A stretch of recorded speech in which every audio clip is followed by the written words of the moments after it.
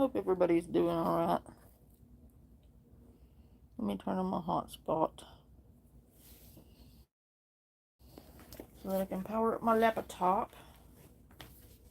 We can get this party started. Party is what you'd want to call it. I'll call it. Do whatever the fuck we want. And, I don't know what we'll cover tonight. Just know that whatever it's gonna be fun. I would hope.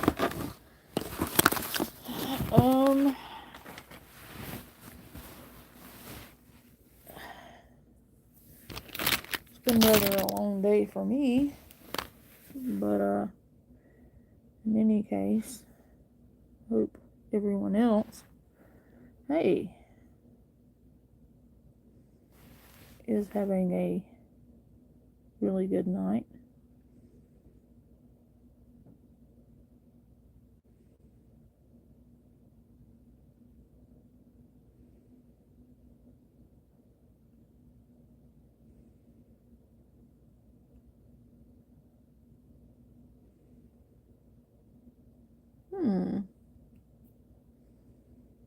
Hey.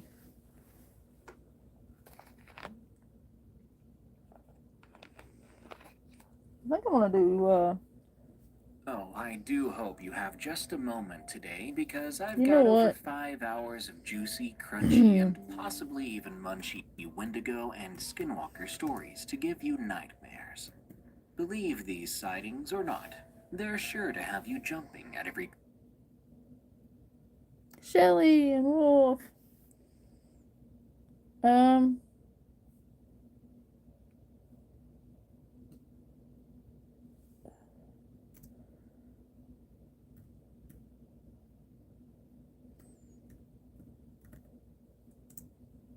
I'm looking for haunted.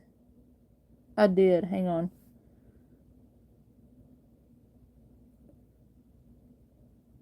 Okay. We're doing Ouija board stories. Let me get it.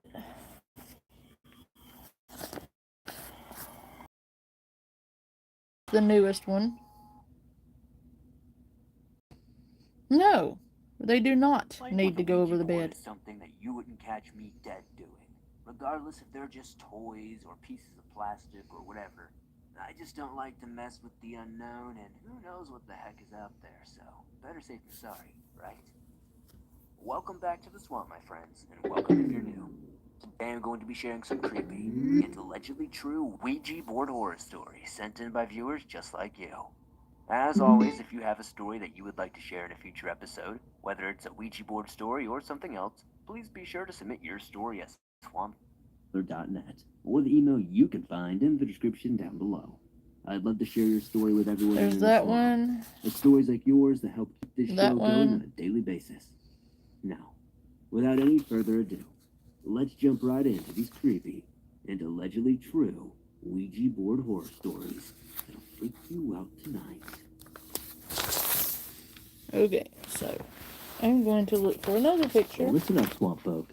Before we jump into these allegedly true and creepy cryptid encounter horror stories, today's episode was sponsored by Magic Spoon. Now, I know what you're thinking.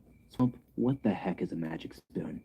And contrary to popular belief, it is not a spoon that I got from Merlin deep in the woods. Magic Spoon is an incredibly healthy breakfast cereal meant for adults. Magic Spoon's amazing, and I really enjoy it. With 0 grams of sugar, 13 to 14 grams of protein, and only 4 net grams of carbs in each serving, with a total of only 140 calories per serving, this is keto-friendly, gluten-free, grain-free, soy-free, and low-carb. Now, anybody who's been following me on social media knows I've been on a fitness journey the last 6 months and will continue in the new year. You know what they say, new year, new you. If you have any health or fitness-related New Year's resolutions but aren't sure where to start, you need to try Magic Spoon as a low-carb, high-protein, and zero-sugar alternative. Now, like many, growing up, cereal was pretty much a staple in my life. I didn't really like eating big breakfast, so something like cereal was always my go-to.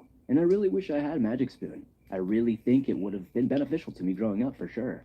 As you can see on screen, I am enjoying my favorite flavor right now, the chocolate.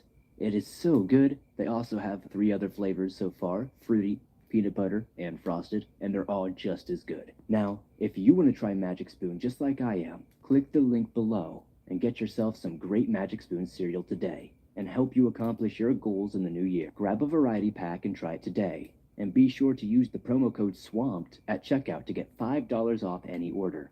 Or go to magicspoon.com/swamp. Magic Spoon is so confident in their product, it's backed with a 100% happiness guarantee. So if you don't like it for any reason, they'll refund your money, no questions asked. So click the link below and use code SWAMPED for $5 off, or go to magicspoon.com/swamped to save $5 today. Hey, kick that habit of bad sugary cereals and get on this trend with me. You know the Swamp Dweller always has your back and is always trying to push those healthy options to you. Anyways, let's jump into these creepy and allegedly true stories that'll freak you out tonight. But first, don't forget to eat your Magic Spoon cereal. Dear Swamp Dweller, I've been listening to your stories for a while. I finally got the courage to share my own. Mind you, the story at the beginning will be a bit hazy, as it happened to me when I was 5. But as my story goes on, because it continued until I was 22, it will become much clearer. When I was growing up, I lived in a small town in Ohio. To protect my family and friends, their names will be changed. Now, I have an older sister who I will call Lucy. We live in a small trailer outside of a small town, literally in the middle of nowhere. It would take us 20 minutes to get to any major stores. One night, my sister Lucy was inviting her friend, who I will call Jessie, over to spend the night and have a sleepover. At the time, me and my sister had shared a room. Jessie was one of my sister's odd friends. She was gothic and into creepy stuff. Not to say there's anything wrong with that, but I was just kind of off-put by it at the time. So she had brought over a Ouija board. Me being 5 years old, not understanding the significance of it, I thought it was just some kind of board game. Well, later that night, I want to say sometime around midnight, my sister Lucy and her friend Jessie pulled out the Ouija board and told me to go to bed. After putting a ring of salt around my bed and around them, saying it would protect us. Well, being a little kid, I wanted to see what the big kids were doing. They turned off all the lights and lit a couple of candles. Both sat cross-legged on the floor with their hands on the indicator. Now, I'm not really sure what it's called. Then they started asking questions. Went all the way downstairs, and it was Within right a few here. minutes, they started receiving answers. Both did the normal reaction, which was, "Did you move it?" And they kept blaming each other. After a few minutes, all the they way realized that neither one of them were doing it, and there was an outside force moving it. At one point, down the whatever stairs. was doing it asked them to both lay on the floor. Like, literally. I quit. I quit, guys. I quit. I am a failure today.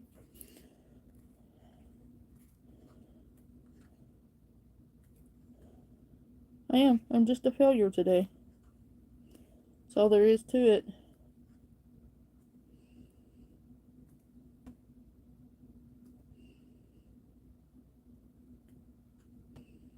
I know I'm a failure every day, but today especially.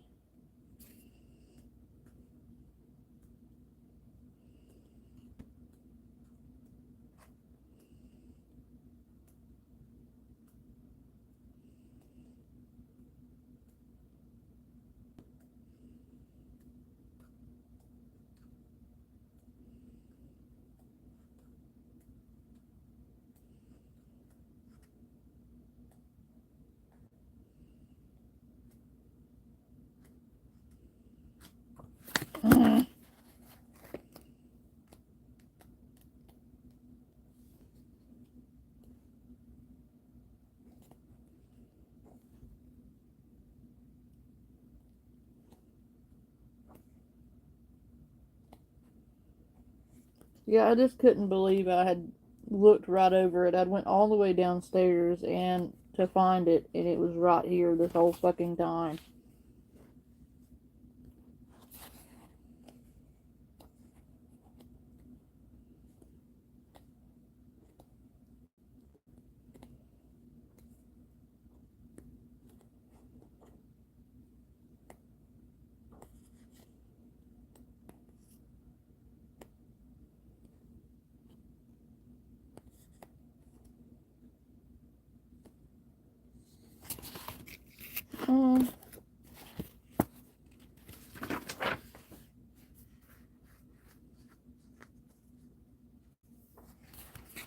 I know, right, A-Wolf?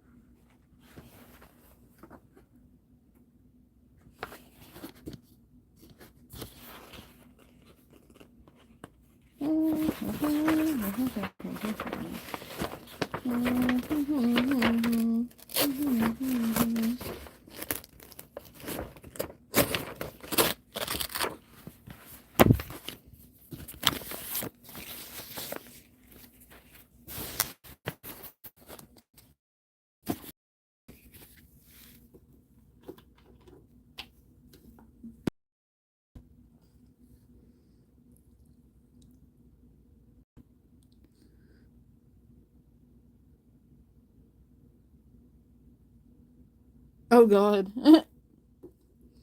This is what I am going to endeavor to do next. Why I do this to myself, don't ask me, because I don't know, but we're going to try it. I remember this very clearly. Maybe about 5 to 10 seconds after they laid on the floor, I saw a red orb and white orb enter the room. I was so confused. I had no idea what was going on. Then, as I watched from my bed, I saw the red orb enter Oh, you my sister, shut up, and the Idle. white orb enter Jessie. You're being For a few mean. moments, nothing happened.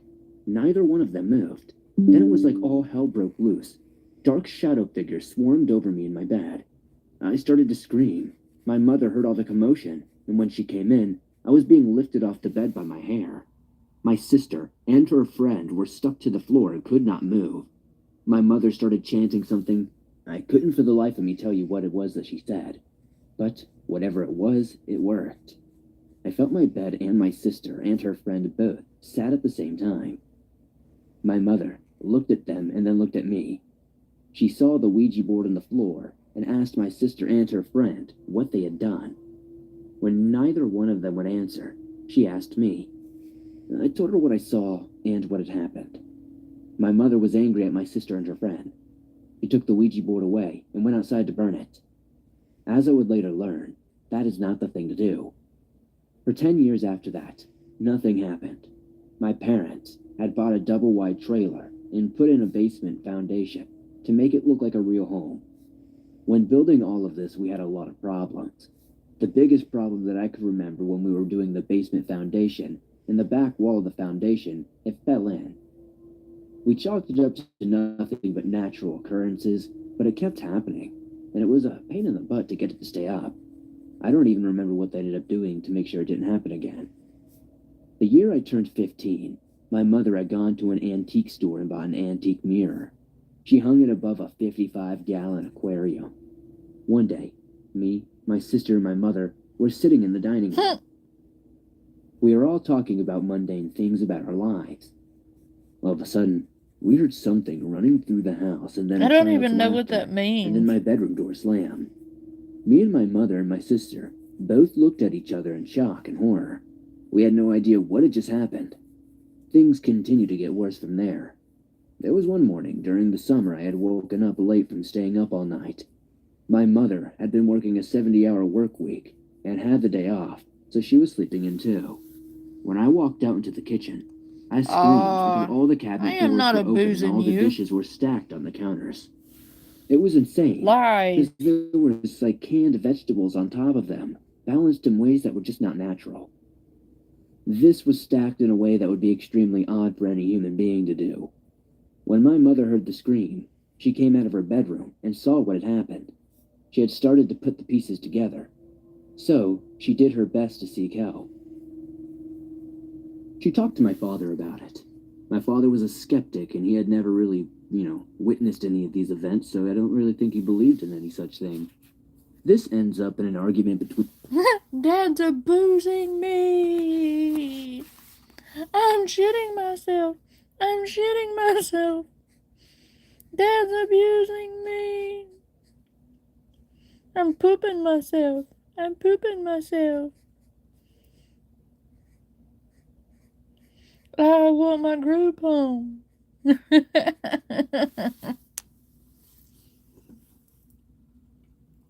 I'm pooping myself. I want my group home. I'm pooping myself. I feel like for posterity's sake, we should play the song. One in the chat if you want to play the pooping myself song. Because I feel like we kind of have to now. Or else somebody listening back to this is going to be like, why is she talking about pooping herself?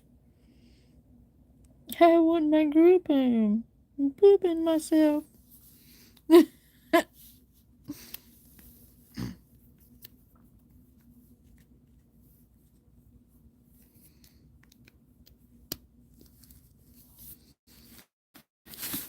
Okay, pooping myself.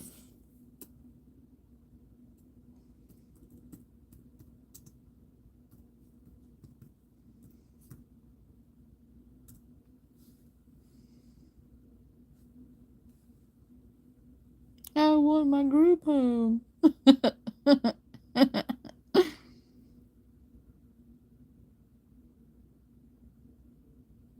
No, I am not, Adolf. You have one new message.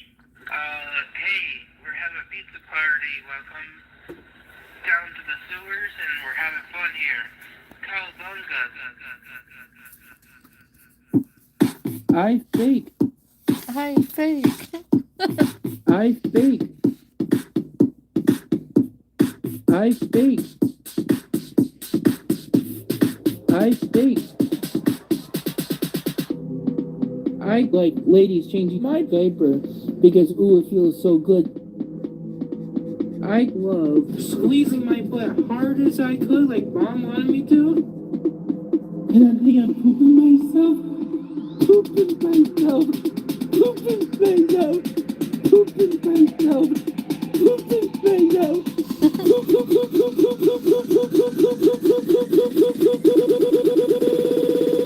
I'm pooping myself. I love pooping myself. Feels so good. I'm pooping myself. You don't understand, Dad. I'm pooping myself. I fake. Here. My thumbs never existed. I'm pooping myself. I love being a baby. I'm pooping myself. Jerking off. Come to my diaper. You're hurting my ears.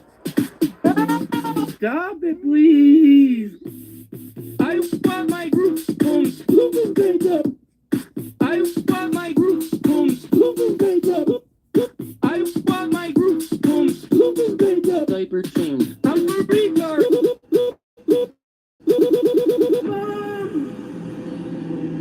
Maybe I'll walk down there because I'm not too far away, and I'll put a bomb in your door or steps at your office. Talk to my lawyer. You can't make stuff against federal agencies. Oh, my head! Oh, what is this? I don't want your help anymore! Oh, you said you had your one phone call, Andrew. You fucking bitch! I don't want to die! I want to kill you! Yes.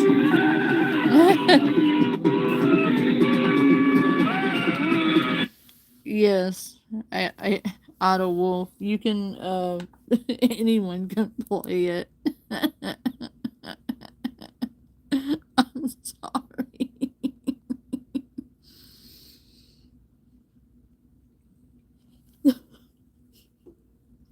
I love this freaking song so much. I'm over here bopping. I don't want you making fun of me! It hurt my ears! Pooping myself. Pooping myself. Pooping myself. Pooping myself.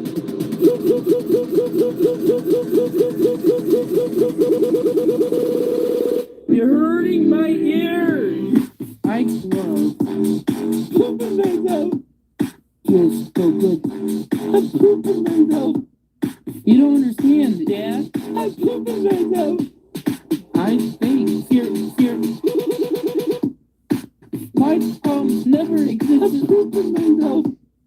I love being I'm pooping myself.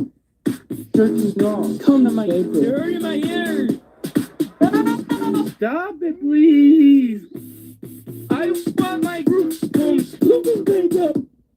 I want my group home. Pooping myself. I want my group home. Pooping myself. Diaper change. Has everyone heard the new song? It's Joe's song. Has everyone heard the new song about Joe? Joe got his own song. And it's beautiful.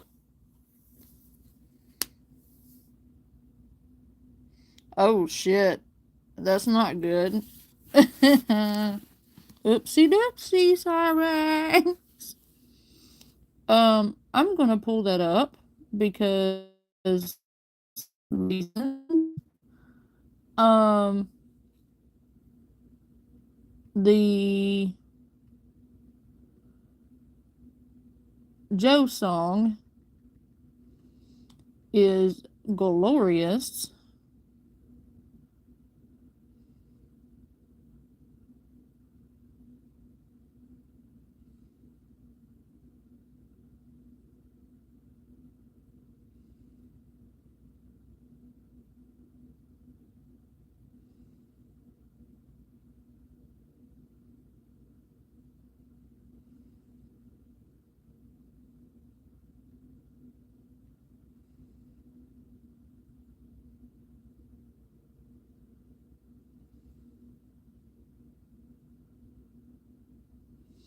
Well, that's not good. I can't find it.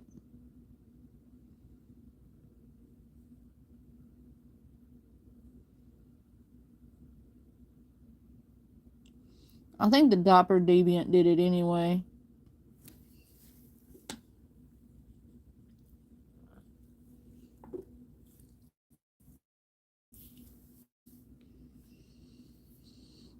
Let's look. There it is. Trumpet on his hip. This is the new song. To the town of Tonawanda rode a stranger one fine day.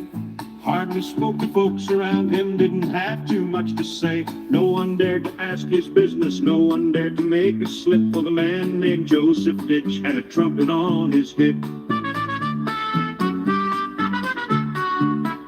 In this town there lived an outlaw by the name of Diaper Man. Many men had tried to take him, and that many men were dead. He was vicious and a killer, though he used for 38. And the notches on his diaper numbered morbidly overweight. There was 40 feet between them when they stopped to make their play. And the swiftness of Joseph is still talked about today. Diaper Man charged his brother, and in his pants he let it rip. And the ranger's aim was deadly with the trumpet on his hip. It was over in a moment, and the folks had gathered round. They watched the Diaper Man cross streets with ease as he fled the town. Oh, he might have went on mooling, but he made one fatal slip when he tried to match the ranger with the trumpet on his hip.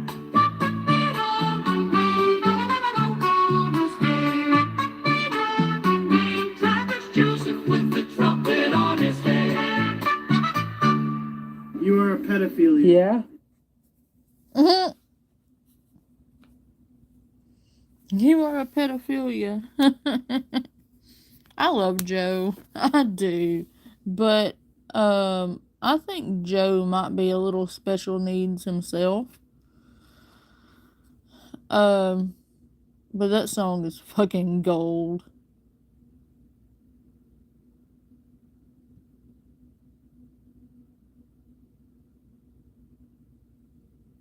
Oh dear.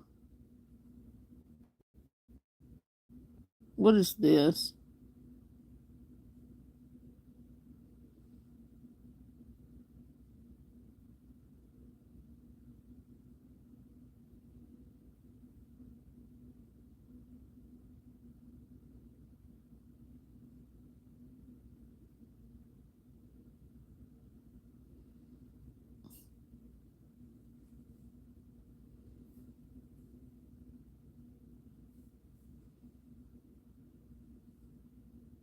5-year-old stop carrying teddy bears. I'm 38. I find comfort in that. I wear diapers. I'm not a baby. People treat me like I'm a fucking toddler who didn't get my way. So this book right here.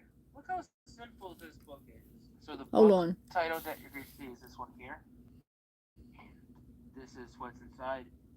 Yeah, this is pretty simple. Let's read. Hang on. Thump. What? Teddy bears. I'm 38. I find comfort in that. I wear diapers. I'm not a baby. People treat me like I'm a fucking toddler who didn't get my way. So this book right here. Look how simple this book is. So the book title that you're going to see is this one here. And this is what's inside. Yeah, this is pretty simple. Let's read. Thump. What? Was that you? No, I'm right next to you. See? Has a picture right there. What do you think it is? I don't know. It sounds angry. See? Step by step, isn't it? Here's that book I was showing you. 1. Ask the caregiver. Some dogs are afraid of strangers, protective of their family, or still learning good manners. So you should always ask for permission before petting a dog. It's easy to do. I always ask their caregiver, can I please pet your dog? The caregiver knows their dog best. To the point, it's a little bit harder to read. So this is the book that Angela or Jessica had recommended me getting. I miss Jessica a lot. So here, sometimes your body is tired, it needs rest. The energy in different parts of your body needs recharge. There are different kinds of rest that you can do in different places and at different times. When is it time for you to sit down to rest? When is a time for you to sit down to rest? When are times you can lie down? When are times you can sleep? At her after school program, Karen really wants to play, but she realizes she is getting very tired. She sits down, then asks one of the workers if she could lay down for a while. Tyler is getting grouchy during school day. It takes weeks for Tyler and his dad to figure out the problem. He is watching videos on his phone way past bedtime. Tyler's dad now keeps the phone at bedtime, something I want Dad to do actually. And Tyler is less tired at school. He is in a better mood too. When do you notice that your body is getting tired or sleepy? When do you need to rest more? When do you need to sleep more?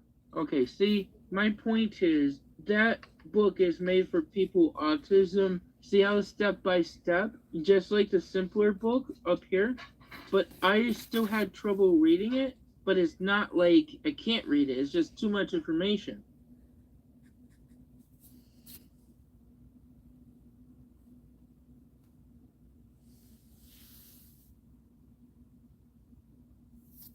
Yes. If his dad took his fucking tablet away, it'd be like World War III in the ditch home. I do not see that going over well.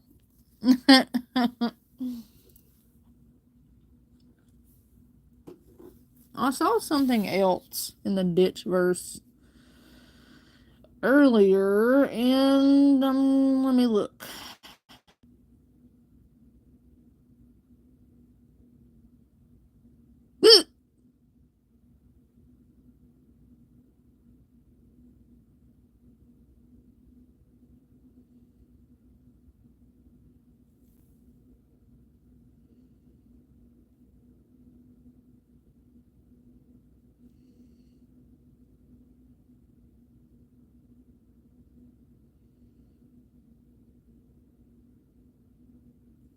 Oh, look, Cyrax.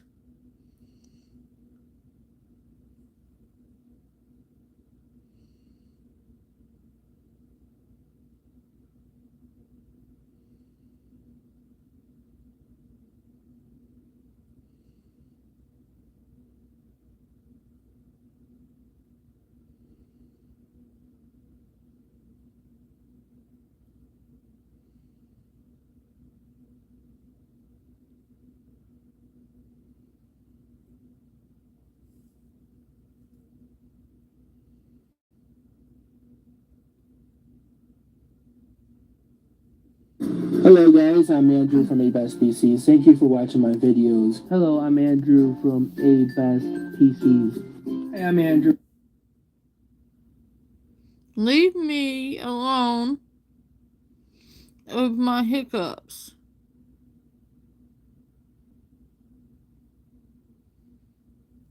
My hiccups cannot be helped. And kiss my ass. I will color all outside of the line just to piss you off. I do what I want. Respect my authority.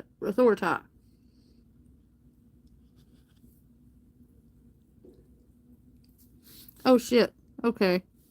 Sorry. I meant to do that earlier. There you go. I will color all over the lines, outside the lines, on the lines. I'll do it all. From ABAS PCs, you click on a YouTube video on me finishing up a computer repair. Hello, I'm Andrew from ABAS PCs here to show you System Mechanic 12.5 Professional and to show you why it's about. You're welcome. Okay, I'm Andrew from ABAS PCs here. We're going to show you how to do a simple hard drive or hardware upgrade on a laptop. A lady named Terry Harris, who is harassing me. And you know what? I don't care what she calls the police on or not. I have enough on her for cyberbullying and stalking me. I don't even know this lady. The only thing I know is her husband is a sexual molester. So I have people who are just freaking sick. I don't even want to be sexually abused by your husband, Terry. I can care less about you or your husband. I have all the proof. I can video on my spy cam or pen. I don't even want to deal with your sick, pervert husband. Got all the text messages saved on my computer when I was at your house repairing your husband's computer. By the way, I have your husband's signature of every time I was at your husband's house when he repaired his computer for you and him and for your granddaughter. And maybe you should check the computer's web browser history for the porn your husband looks at. That is extremely sick. I didn't know any better to not go to the hospital when he had forced me to touch him while he was jerking off. And how he come down my hand. I hate that feeling of that. And it's gross. I don't even want to look at him like that. And his one nut hangs lower than the other and he doesn't know why. And you wanted to see my one testicle why it was like it was. And he undressed me several times and I don't want to be doing that. I didn't give him permission to undress me. Leave me the fuck alone, Terry. I don't want to hear from you or your husband. You can also email me at helpwithmypc at abestpcs.com. That's helpwithmypc at abestpcs.com. Have a great day.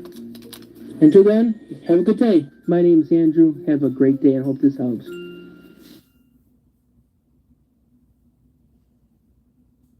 Doesn't sound very autistic there. That's weird.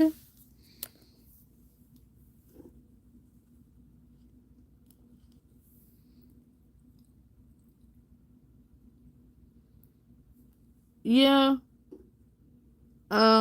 It gets hard to tell sometimes.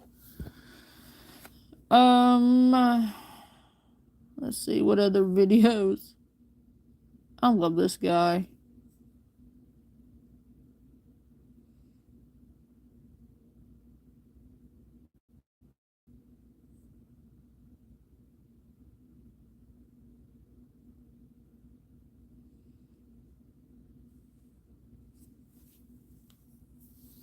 To the Office for People with Developmental Disabilities has determined that you are not eligible for the Medicaid services provided through OPWDD, including the home and community-based waiver services and care at home services, Medicaid coordination, state treatment, Article 16, clinic services, or intermediate care facility for persons with intellectual disabilities and developmental disabilities. Based on documentation pursuant to mental hygiene law, there is a lack of qualifying diagnosis. Second step found Mr. Dix to be ineligible for OPWDD services based on a clinical determination that he does not have a developmental disability as set forth in mental hygiene law section 1.03.2. Mr. Dix then began to continually submit additional information to the DDRO, which was reviewed accordingly through OPWDD's three-step process. After each re-review, Mr. Ditch was advised in writing that he was still not eligible for OPWDD services as he failed to meet necessary criteria. After a thorough review of the supporting documentation, the eligibility committee advised that Mr. Ditch does not meet the criteria for developmental disability under mental hygiene law, section 1.03 to 2. The eligibility committee indicated that a diagnosis of autism spectrum disorder cannot be substantiated based on the documentation submitted. So, Mr. Ditch, Andrew, Yeah. you requested multiple hearings on the same issue, correct? Yeah, they only had 2 doctors in the first hearing, thinking it was a slam dunk to deny me services and call me schizophrenic when I'm not schizophrenic. A diagnosis of mine, and yet then they had 4 doctors, 1 chief doctor from Albany, and a social worker and a lawyer to me and my representative, who's a caseworker, and my mom and dad. And we weren't even allowed to finish the presentation. We weren't even allowed to cross-examine them or bring my mom and dad to clear up the records of what they've been accused of. That I've been denied services for. And yet this judge said earlier in part 1 that I could get the cross-examination and everybody would be able to present their hearing, their information and argument, and bring their witnesses in, and then cross-examination. And that never happened. Anything to shut me down from trying to get help, damn it. How can you trust a doctor who says the ADOS is a gold standard for adult autism diagnosing, say I'm schizophrenic and that's why we're not helping you, and then can be used to table of context. And I love Judge McElroy in September 2020 saying, Dr. Hamilton, are you with me? By the way, I don't even know how the hell that's asking if Dr. Hamilton's competent or anything, or if she's all right. I don't understand that, but that's what a friend had said. Your friend is not an attorney or a judge. And if your friend is who I think it is, they're trolling you. Just saying, Andrew. One of your bestest buds there is one of your worst trolls.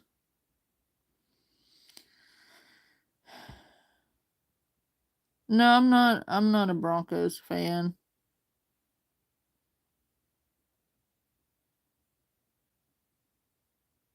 It's my fingers, you goofy. So basically, he is whining and bitching and moaning because they denied him again because he does not have autism, and now he's gonna whine and cry about it. And they've told him no several times based on the fact that he does not have autism.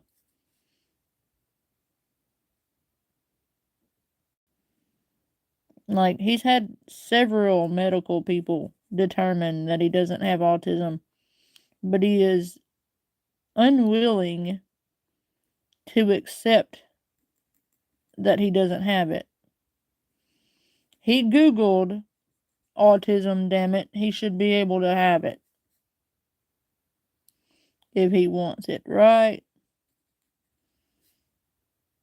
Why won't they let Andrew have autism?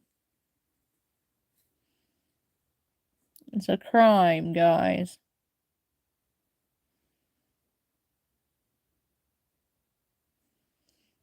They won't help him fake autism. Shame on them.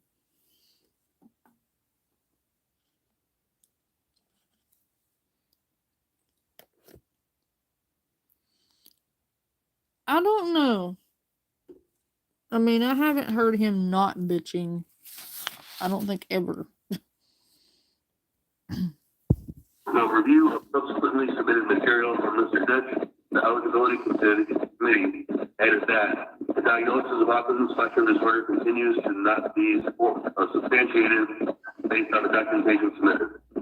After the review of subsequently submitted material from Mr. Ditch, the eligibility committee added that the diagnosis of autism spectrum disorder continues to not be substantiated based on the documentation submitted. There is no other qualifying diagnosis identified or supported. Also, there is no information regarding the level of adaptive functioning prior to age 22, and no results of an adaptive behavior assessment submitted. Anecdotal information in the record suggests that he has certain skills and abilities related to functional independence, but intentionally presents as needing others to do things for him. While one of the assessments he submitted mentions the diagnosis of Tourette Hey syndrome, guys. this is not a current or lifelong condition. Another assessment mentions the diagnosis of autism spectrum disorders, not include comprehensive testing. Formal evaluations for autism spectrum disorder both concluded that you do not have autism spectrum disorder. We continue to find that Andrew Ditch does not meet criteria for developmental disability attachment 4H. After the review of the subsequently submitted material, this eligibility committee added that a diagnosis of autism spectrum disorder, ASD, is not supported based on a review of all the documentation submitted. Although the recent evaluation by Dr. Tupper provides this diagnosis, Dr. Tupper appears to have had limited access to the entirety of Mr. Ditch's previous evaluations and mental health records. Attachment 6A. On 8/17/93, he was administered Rorschach test. It revealed Andrew's thought processes and involving excessive use of fantasy as a primary method of coping with unpleasant situations.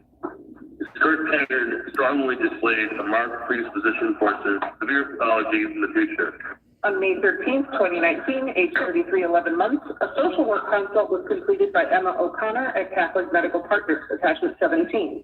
This consult noted that Mr. Ditch's care coordinator at Health Home Partners stated that Mr. Ditch has not been diagnosed with autism or any developmental disability, but is convinced that he does have a disability. Patient has been diagnosed with schizoaffective disorder and presents as delusional but refuses to believe this diagnosis, attachment 17. Hello, Your Honor, this is Dr. Parrick. I'm going to finish reading the summary. We're tag teaming it here. Between February and March 2019, age 33, several psychiatric reports were completed by Trinity Medical, Western New York, PC, and Erie County Medical Center for Mr. Ditch, attachment 16. While some of these reports indicate that Mr. Ditch had an autism spectrum disorder, none of them reference any testing to support this diagnosis. The Erie County Medical Center noted in its March 7, 2019 report, SWAPIC referral details.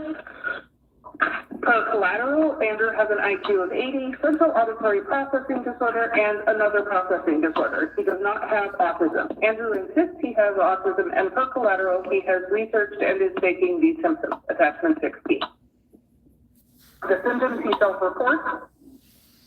Oh, a medical doctor said he has researched and is faking this disorder.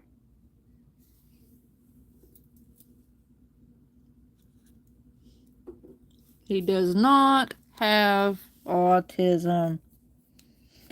Oh no, and that is a whole panel of doctors, Andrew. And it also says that you have schizoaffective disorder and are presenting as delusional and refusing to accept your diagnosis because you have convinced yourself that you have autism. Because you Googled it, you must have it, right? You Googled autism and fake all the symptoms, yet cannot comprehend why you are being denied at all, huh? Oh, sure, my fear will just go away magically if I do more of what I am afraid of. Because that works.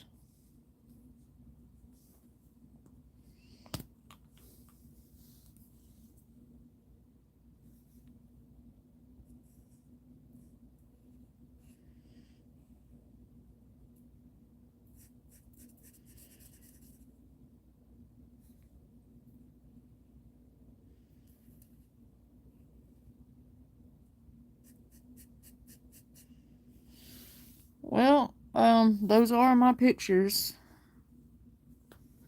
That is simply what I look like. It's not really that special.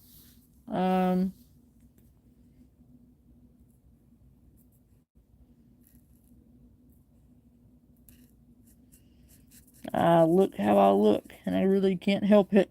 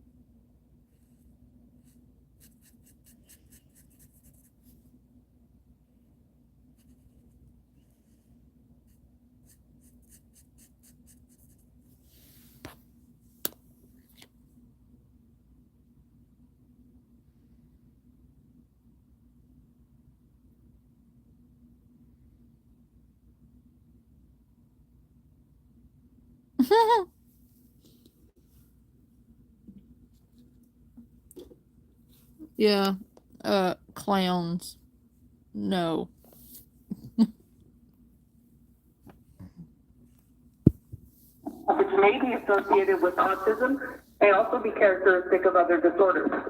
While Andrew's speech patterns are odd, many times he changes topic mid-sentence or mid-thought in a way that may represent other psychiatric conditions. His speech patterns also differ across different settings or modes of communication. On the video links provided within his email, he uses more mature grammar than he has used in his in-person communication. In an 11/19/19 intake report, Dr. Naylor noted that Andrew was evaluated on 2 occasions by Dr. Santa Maria, PhD, neuropsychologist. Both evaluations yielded a diagnosis of schizoaffective disorder. Dr. Santa Maria noted in both reports that Andrew was presenting with concerns that he had autism. Dr. Santa Maria noted in his reports that Andrew's history is not consistent with an individual with ASD and that certain behaviors could be accounted for by other diagnoses, attachment 19. More recently, he has had schizoaffective diagnosis as an established diagnosis. It is unclear whether Andrew evidenced symptoms of autism when younger sufficient for a diagnosis in childhood. It is unclear why he is exhibiting substantial symptoms of ASD at this time when these symptoms were not documented in psychoeducational reports from when he was in high school. There are odd, bizarre behaviors and other behaviors that are not consistent with a diagnosis of ASD. For example, Andrew's use of the pronoun me instead of the word I is not typical of individuals with ASD, attachment 19. The diagnosis of autism is not supported by any comprehensive assessment. Psychiatric diagnoses continue to be noted. Mr. Ditch did not present any records for review that support a qualifying diagnosis prior to the age of 22. Consistently noted by the eligibility committee in its multiple reviews, a diagnosis of autism spectrum disorder cannot be substantiated based on the documentation submitted. There is no other qualifying diagnosis identified or supported. Mr. Ditch does not have an intellectual disability, a neurological impairment that impacts functioning, or an autism spectrum disorder. Therefore, without validation of a qualifying diagnosis, he is not eligible for OPWDD services. When younger, if his parents told him he had to go to school, Oh, look. Not only do you not have autism, Andrew, but you do not have a developmental disability either.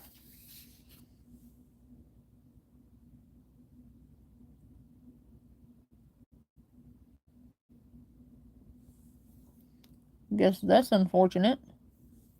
Andrew would have a meltdown and would become aggressive, attachment 24. The subsequent retrospective adaptive of Mr. Ditch's mother differs significantly from the prior one completed in 2019. There is no explanation provided for this discrepancy. Mr. Ditch did not submit an adaptive assessment to support substantial handicaps during the developmental period as required by OPWDD guidelines. Even if it was determined that adaptive deficits exist, they cannot be attributed to a qualifying condition. Therefore, without confirmation of adaptive deficits prior to age 22, nor adaptive deficits linked to a qualifying diagnosis, together with the lack of documentation to support a qualifying condition, Mr. Ditch does not meet the eligibility criteria for a developmental disability under Mental Hygiene Law 1.0322 and is ineligible for OPWDD services. It is respectfully requested that the Commissioner affirm the determination of the Region 1 Western New York VDRO that Andrew Ditch does not have a qualifying diagnosis or a substantial handicap attributable to a qualifying condition and is therefore not eligible for Medicaid services provided through OPWDD, date September 21st, 2021, respectfully submitted, Gina Nadine, Senior Attorney. There's a disclosure of sexual abuse, there's a finding of sexual abuse, and by the age of 6, the perpetrator within the household, which is his brother, is removed from the house and he goes to a residential never to return. And Andrew, by the age of between 6 and 7, starts demonstrating all the signs of post-traumatic stress disorders or sexual abuse. Over the past 3 years, OPWD has given 25 plus denial letters. So that includes all the review, second step, third review, all of it. And if there is more, it's kind of difficult to say this because in truth, Andrew has been given over 300 responses in written form, and it is very difficult based on his established speech and language. Can I please just interrupt for a second? I just got the fair hearing packet in the mail just today. Narrative information in the record suggests that Mr. Ditch has certain skills and abilities related to functional independence, but intentionally presents as needing others to do things for him. Any currently described adaptive deficits cannot be attributed to a qualifying diagnosis due to the absence of a qualifying diagnosis. The evaluator in this new report used self-report measures and information almost exclusively, with only 2 brief checklists completed by Mr. Ditch's mother.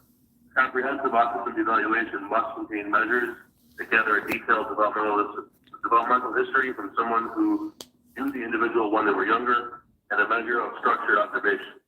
The most recent report did not meet our criteria for a comprehensive autism evaluation. The previous report dated 1/21/20, which was submitted on 2/7/20, contained both his measures as well as a detailed interview with a parent. Therefore, we continue to find that Andrew Ditch does not meet criteria for a developmental disability attachment for age. After the review of the subsequently submitted material, this eligibility committee added that a diagnosis of autism spectrum disorder, ASD, is not supported based on a review of all documentation submitted. Uh-oh. It is October 8:18 p.m. October. Behaviors and functioning. If you truly want me to do better, maybe you should stay here and listen to what I'm going to say. If you want me to truly do better, maybe you should consider taking guardianship of me, like my doctors say I need. You should do this so I can get the services, placement, mental health care, medical care my doctors say I need. I have shown enough all my life I am not able to make decisions myself, and I need help, so it will force agencies and state systems to help me.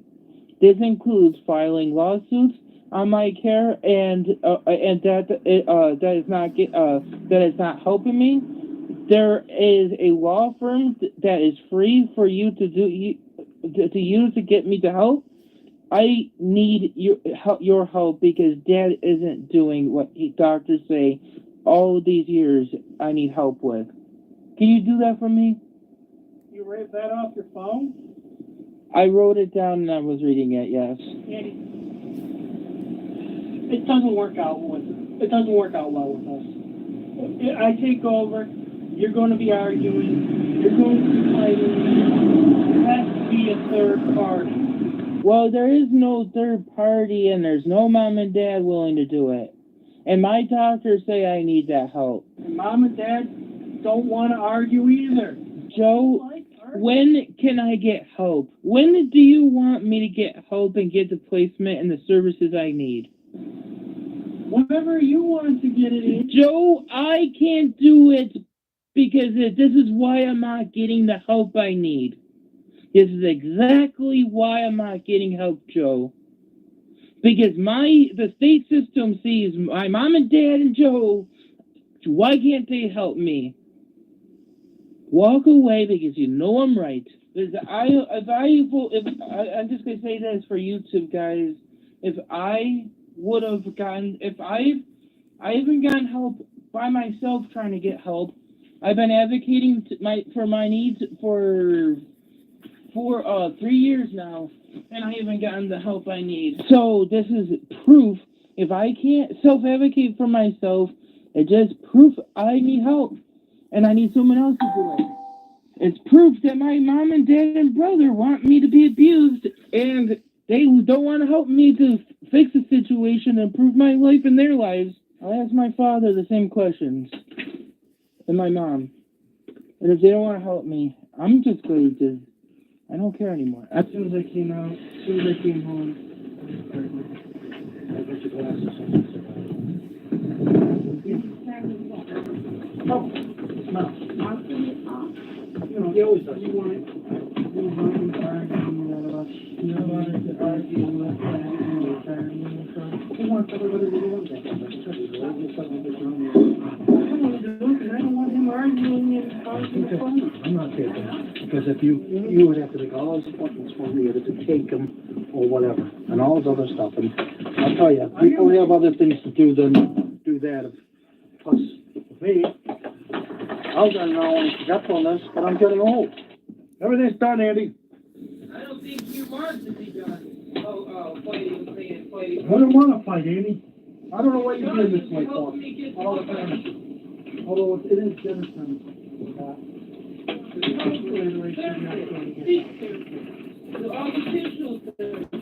No, he's not going to get help. You don't want to be done fighting arguing.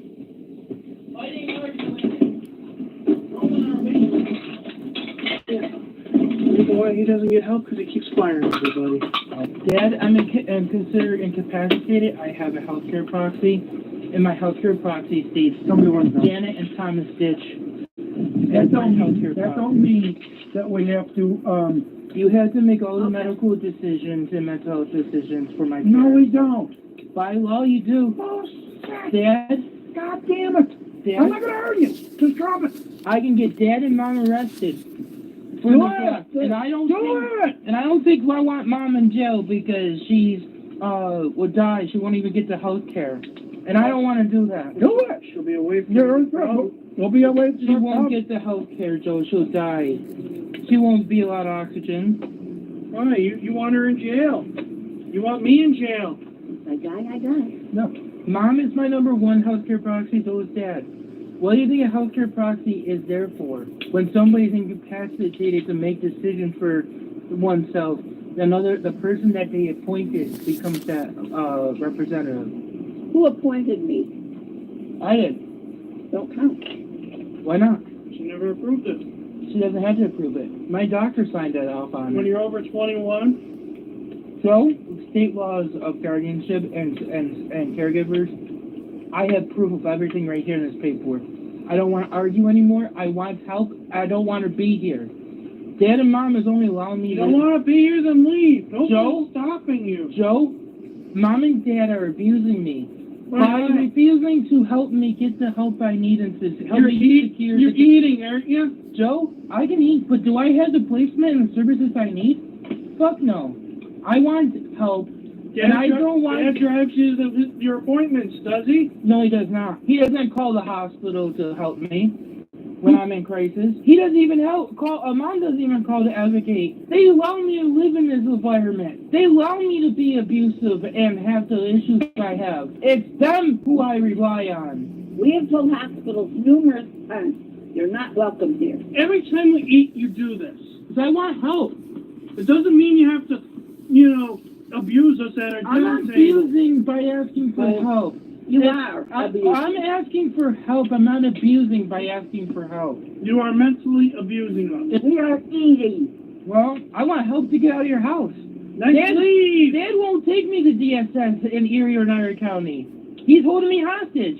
He's my payee. He's in control of every single cent of how it's spent. He's the one who's enabling the abuse and the neglect given by him, his mom, and Joe. I not going to lose Joe's help because of Dad, Mom, and Joe. You know what, Andy? I didn't want you to know about my heart. Tell you the damn truth. He doesn't care. I don't want you to know about my cancer. I don't fucking need this. And I don't need it either. Then leave! If we're abusing you, you have every right to leave. Joe, if I'm abusing you, call the police. Because you got cancer and heart problems. Call them, please. Call them. I'm asking you to help me to get out of here. Call the police. Annie, I don't want to be here, so call them, please. he doesn't need it, and neither do I. I don't want to be here. Then leave! Get out of here! I don't have any other options. You're my payee. You He refuse doesn't to help want- me. This is proof he doesn't want to leave. The little money He that you refuses to give help me is what you got to live with. And that's all. Dad, I don't care. I need your help. You are my guardian. Now. I don't want to be abused by you, Dad, Mom, or Joe anymore, or neglected. Then get out! How do you get better when you're running away from your problems? Because you're abusing me, and I'm scared of you. You? For what? You're emotionally abusing me. I don't want that. A whole kitchen, the TV. I don't want that. I want you to be the father and teaching me the skills that I need, my and God. help me with my behaviors and After emotions. 36 years, that's And you used to ridiculous. know him. I used to know him. Really? You know what, Andy? After a certain point, Really? it's up to us to learn our own ways. There has been no plotting from any of his. Here's my occupational therapy assessment that states I need 24 hours Sir, will care. you shut up for a minute, moron? Thank you. I would like you to just find the number that somebody called me that you're accusing me. Here's a piece of And paper after you're that done states, doing that, I'm calling the cops for a fault. here is a You piece piece of of paper, and you don't grade when I'm trying to ask you for help. You ain't asking for help. Here's what medical certifications that signed by doctors knowing to I need to file for shit. I have no authority over you Dad, whatsoever. then you're abusing my care. Bullshit. This piece of paper make you and Mom responsible for helping me with my medical No, where care. does it say where it makes your mother Because, file? Dad, this is shows I do not have capacity and I need your help. Your help. You ain't gonna get me. Dad, you are abusing me. No, I'm not lucky. Dad, did you help Because I me? tried to help you. Did and you every help time I me tried to take my help you, pills they got the today phone. or this morning? Have you been trying to help me take my pills? Leave me alone. You don't want me to You're get going up the pills. wrong way, Andy. Because, Dad, you got me upset. You and Joe both, how you guys were interacting with me. No. Well, we don't want to do what you want to That you don't want to help me. You Right. blame the victim every single day, Dad, of the abuse that you do and the I'm neglect. blaming you. You emotionally abuse me when I go to ask you to help me with my medicines and help me with getting help. Really? What did I do? Beat you up? Slap your No, face? Dad, you emotionally abused me. No. Hey, you started playing with emotions. You call me names. You're yelling at me like you're doing now. What? And you're not helping me with getting the help I need. Andy, we weren't yelling at the beginning. But yeah, because I'm... You don't get it. Well, if We I don't can't get it, always help you. have I ever gotten the help I need? You have opportunities to refuse. Did I get the group home yet? You had an opportunity. Really? I had an opportunity to get a group home? I had an opportunity to get a group home. You're telling me right now. No, I But did you not. declined them. No, I did not decline them. Stop arguing. You are qualified. You are my caregiver. No. And under the mental health Because of law, a mistake, they're going to Yeah. put it up to me. every dinner. Listen, please. Every I don't dinner. want to talk. It's all Hey, about Joe. him. The only one keeping Joe in the argument is Andy. And I'm asking Joe, you told and me Joe to to put this stop on it. I'm YouTube. recording it, and it's I going hope on everyone YouTube. gets their channel. Please Stop! People gotta start understanding. Stop it! He really is God. I'm asking you! The power is. I'm done arguing! Please stop! If you don't like our idea of our own YouTube channel? Because I'm asking you to stop arguing and fighting with me, please! What do you think of our YouTube channel? Dad, I'm recording it! I'm asking you to please! I can't even finish my dinner! No, we couldn't finish because of you. Please stop! You know what, Andy? I'm gonna do you the biggest favor in the whole wide world. Just for you. You will have your way. Every wish you want. Everything you ever dreamed. Can you please stop? I won't. I'm taking the rest of my Please money. stop! Bank, Please, I'm begging you, stop! I'm scared of you! I'm scared of you! I'm scared of you! Stop! We don't need you anymore. Stop! Please, stop! I'm gonna ask you to help me! Please, stop! I'm scared of you! I can't help a person like you. I want to goodbye, please. I don't trust you near me. Then go somewhere. Then go see a policeman. Do something. Please!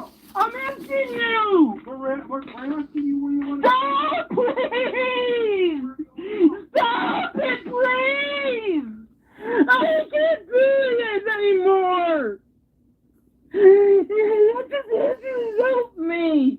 I can't do this anymore. 911, where's your emergency? I am being abused and neglected. I am tired of this. Please. I beg you. I'm scared. I don't want to do this anymore. What is your address, please, ma'am? I'm autistic. Okay, you're in the city of Tonawanda. Stay on the line, please. Do not hang up. City of Tonawanda 911, where's your emergency? Is this Andy? Yeah, I want to know your name. Andy. What's that, Andy? I don't want to be abused anymore. Please, I am scared of my father. I'm trying to ask him to please help me with my need to get services. I've been doing guardian. Please help me. Damn it. I don't want to be here and be abused by my dad or neglected. I want him arrested. Please. I want the misery. We'll send some Andy, we're going to send some cars over, okay?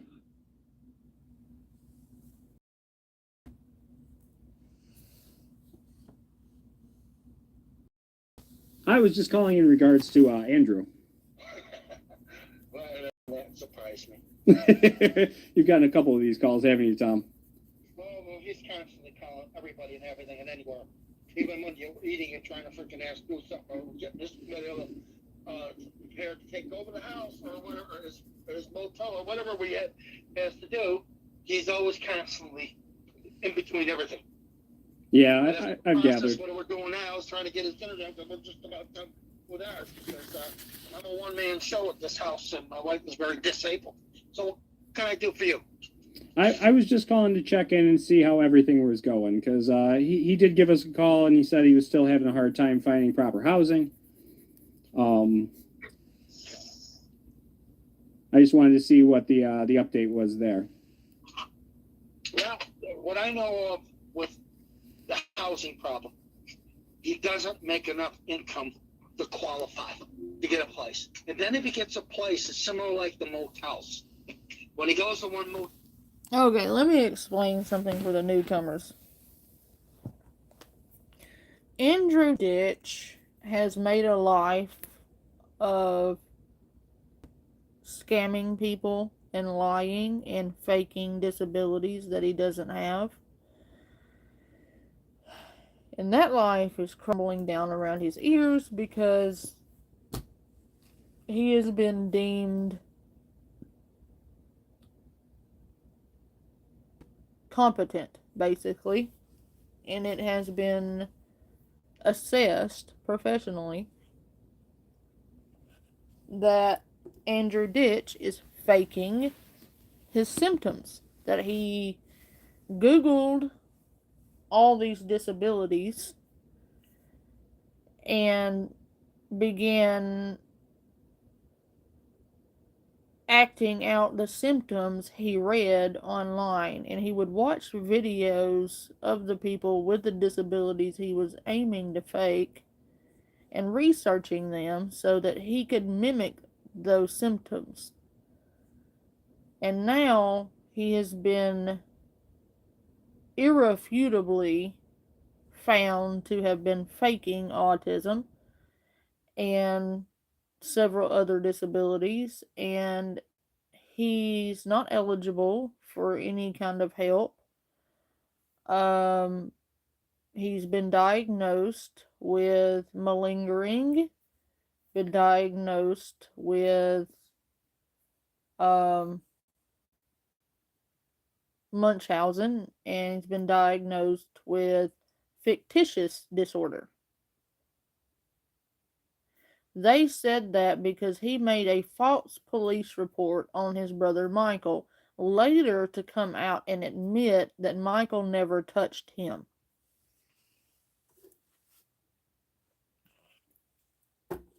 So that too was a lie. That too was something that he Googled in order to fake the symptoms of, because he thought he could get some kind of developmental disability claim off of it.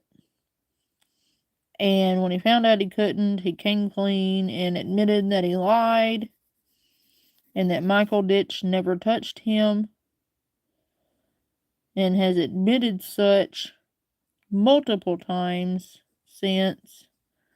And now he is throwing his most recent fit because he was given full guardianship of himself back. He has full responsibility for himself now legally. The worker gave him back his full guardianship and deemed him competent and fit to care for himself. And he is having an unholy fit because he can no longer blackmail his father or his brother or his mother or anyone else. He is fully responsible for his own care and housing. He is fully responsible for himself legally. No one else.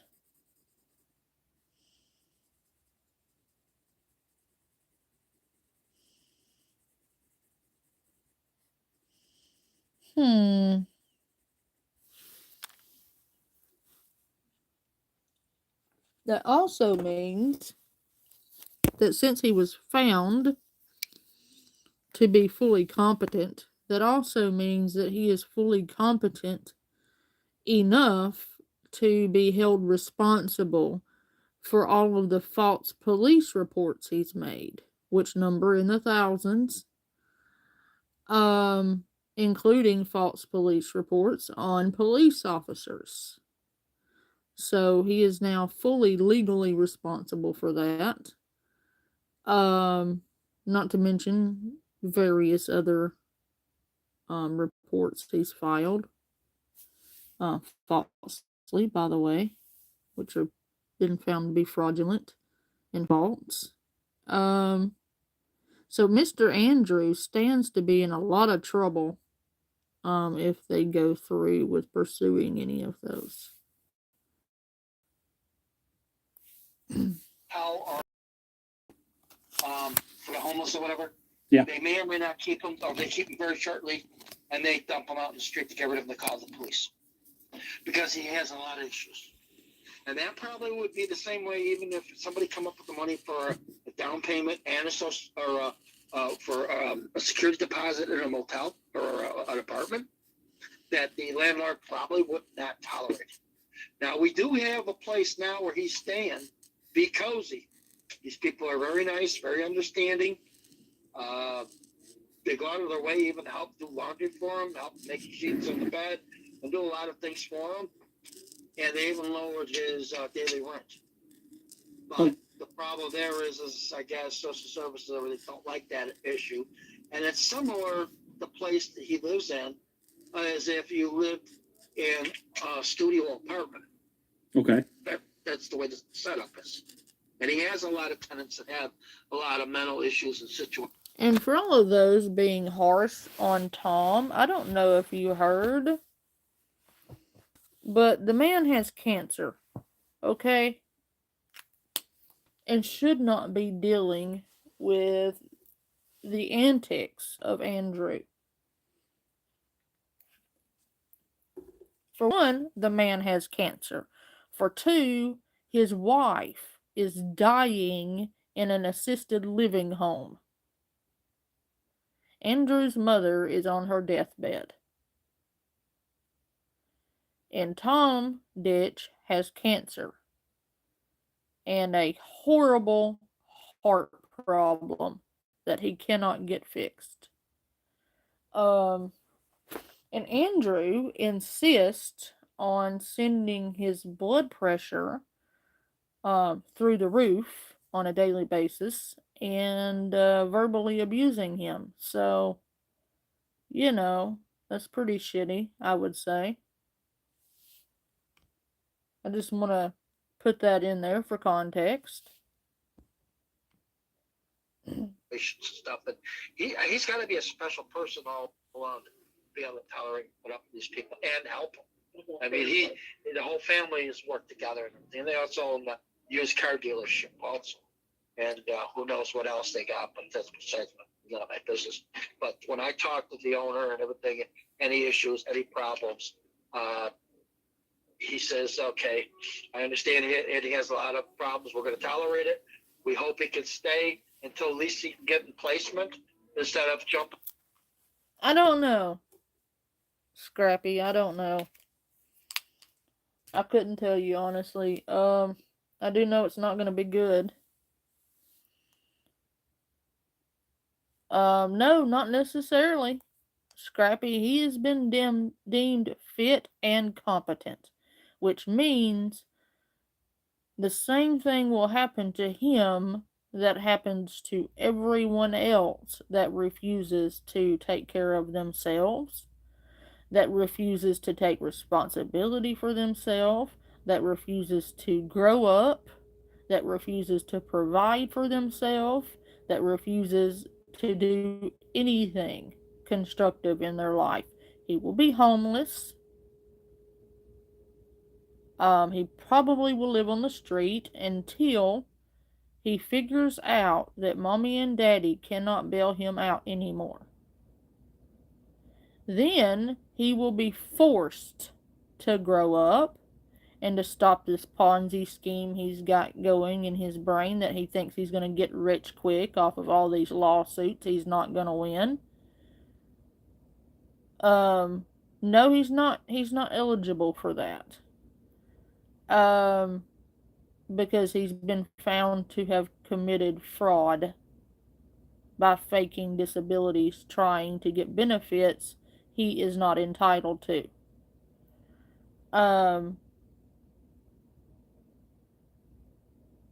You have to be pretty bad to be diagnosed with malingering and fictitious disorder. Okay? He has been such a problem with his community that he is not allowed in the homeless shelters. He's banned from the homeless shelters. He's banned from the fucking group homes. He's banned from multiple housing facilities. He is only really allowed to go to one hospital in his area because of his frequent flyer shit and faking suicidal ideations. Threatening to commit Minecraft with zero intention of actually doing it. Sewer slide baiting, basically, to get his way. And fully admitting that he only threatened sewer slide so that he could get housing. And so they'd have to admit him in the hospital to give him a place to sleep. They're not going to fall for that anymore. They're on to his bullshit. And it's going to be a lot harder for him to get benefits. that he may one day actually need because he spent so long trying to scam the system. And that'll be of his own doing. So he'll live on the streets until he is forced to grow up. Then he'll have to get a job. From one place to the other, that is extremely wearing me out because if no sooner he gets in a place, he's got to get kicked out. We got to go somewhere else, find another place, and that's why we chose to go to that Be Cozy in Niagara County, because of all the places that he's been in Niagara Falls and Niagara County as well as Erie County. If he had anywhere on one date that a 2-hour thing after paying 5 days in advance to this one motel. Amherst police escorted him out, told the owner, said the owner didn't want him here and everything. They saw he had problems. They thought we were going to stay with him. We can't stay with him. He's hard to, even when he was living at our house. We no longer can tolerate it, whether there's a court order or not, because the way his behavior's got. Yeah, I've spent some time looking through his YouTube channel. I've kind of gotten the backstory on him there. I've taken a special interest in Andrew. Is there any chance we can get him out of diapers? I think that's going to it's going to be a big step for him. Well, here's the issue, and you can ask my wife. My wife was she used to be an RN. Yeah. Top of the line person when she was in the business. When Andy was growing up, and he got out of diapers real quick when he was young, there was no issue. But then he had to have some surgery done on a testicle, and then after the second one in children's. Then he had bed wetting, but he didn't have that wear it during the daytime or anything.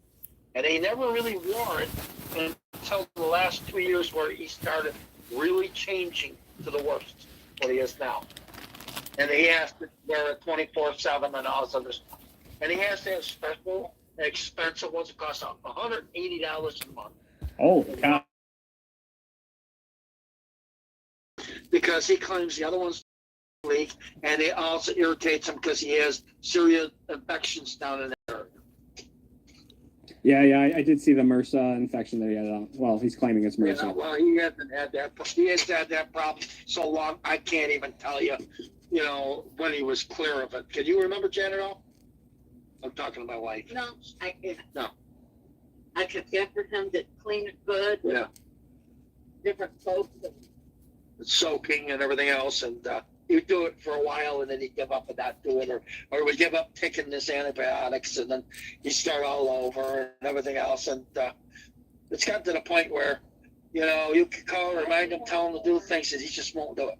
Yeah, have we tried getting him a watch with a timer on it and just having to go sitting on the potty every couple hours, just in case?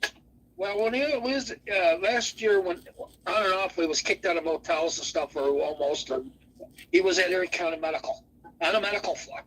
And one of the nurses came in, we were in there visiting, and she made the comment, Andy, look at Andy, we know you have this problem and everything, but you don't work, you don't do anything. Why don't you go and sit on the toilet every hour by the hour until you learn how to do it in the toilet constantly? Because when he does soiled diapers, he shows it on the internet because he thinks he's got bleeding in his stool and everything else. Oh, yeah. And he also shows it in the toilet before he flushes it on the internet to his brother and everybody that he knows. And his brother made the comment, well, if you sat down and went to the bathroom on the toilet and then took a picture of it, that shows you that you can go to the bathroom there. Yeah. And he don't like that. Yeah, so I'm not breaking any new grounds with that. And I don't know how we're going to get around that. To convince him, look at it, it's not right, it's not normal. You need to go to the bathroom. It's a very simple thing. True. When you have the urge, go. But No. he'll claim he doesn't have the urge. He only knows when it comes out. Yeah. Come on. And if that's the case, he's been in so many emergency rooms, so many doctors have seen him over the last 2 years. Can't even name them all.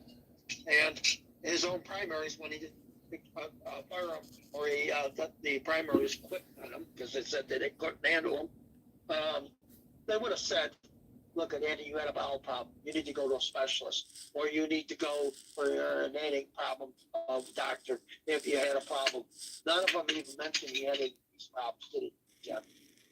Now, I'm not a medical professional, and nor am I, a government employee or anything, but I was just thinking, there's a good chance maybe the cum's just backed up to his brain, and if we just get him like a prostitute, we clear out the pipes or just teach him, good masturbation techniques. Maybe we can. My wife's laughing, but you are right about that. They didn't clean out the pipes or something. Well, there is one. Yeah, there's one issue that's always been in our mind, and it's been there for a long time. Yeah. When he lived on the apartment, when he beat the heck out of his brother, when his brother was growing up, when he was 16 or 17, they put him in a Heinz Proj, and he was riding his bike on Heinz over by the apartment and Fletcher. And we got a phone call. We're sitting down to eat dinner.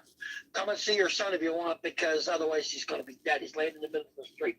So we raced out, got in the car, went over there, and he's laying in the middle of the street. He got hit by a vehicle, hit and run, and he's laying there, his whole face is all mashed up and everything. And we had to call the police and the ambulance, get him to the hospital, whole 9 yards. And they said, well, other than the lesions, bleeding and probably a concussion, he should be okay. And ever since, we've always questioned whether or not he had brain damage. No doubt that's traumatic injury. There's a good chance, right? He never showed that. I mean, he had to, so get this, Andy used to drive. And he used to have his own computer business in our house. And he was high rated with the Better Business Bureau. And he was an amateur weather meteorologist. And he locates storms No for the shit. Weather Bureau at the airport and all these other things. And all that stuff and all the stuff he was interested in. And he loved the sabers. Lost interest. Can't do it. Can't function. No more. Yeah, that's clearly traumatic brain injury. Yeah, you go from one extreme to the other, and he wonders why my wife, and his brother are so frustrated with him and can't trust him to go anywhere. So because he'll call the police. He'll call the police when he was living here 40 times a day. Yeah. On Thanksgiving, we had 5 police officers around our dinner table because Andy called the police on us. Oh, great. And it wasn't once; it was 3 times in that one night. We finally gave up on eating our dinner. That's how bad it is. And you never know when Andy would call the police at 1, 2 o'clock in the morning when you're sleeping on you. And the police would come upstairs because if you didn't answer, didn't know the police were downstairs. Yep. Andy would tell them that we were ignoring his needs. He needed something for me to do, or needed my wife something to do, or whatever. And we refused, and all these other issues. It was horrifying. Wow, Tom. And then the other thing is that he was in the news, even though he denies it. Last year, me and his brother, and even my wife, got sick constantly, running the John, diarrhea, even crap in our pants. No way to describe it, and we got frustrated. And he made a comment to one of his friends on the internet that he put laxative and Epsom salt in our food, our coffee and drinks, and you better really be close and run to the toilet. And I was wondering why my stomach was hurting so bad. Like I told my wife the one day, I wanted to go to the hospital, but I didn't because I was just doubled up pain. And the strange thing is that since he's been gone, even though he doesn't like to hear it, we no longer have the problem, none of us. And it was going on for at least 6 months on and off here and there. Wow. And we thought it was something else. And they took and analyzed when the police arrested him and did an analyze because he had the bag and he brought it upstairs to my room, put it in my room, and I gave it to the police. They found, what was that? Magnesium sulfate and cornstarch in the bag. Cornstarch he put on the top of it, so he had it in the bag, but he switched it, and he thought he didn't.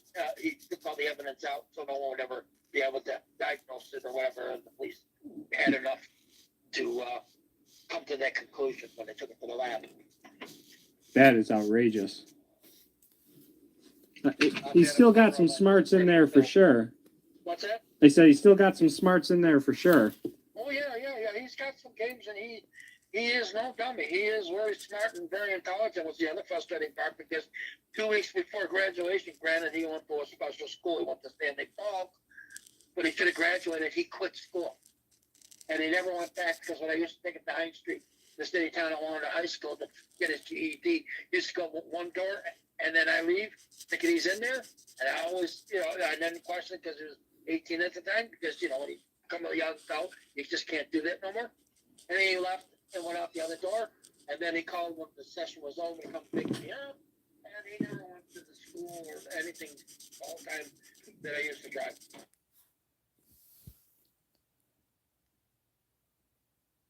Ooh. That's interesting, isn't it? Oh, wow.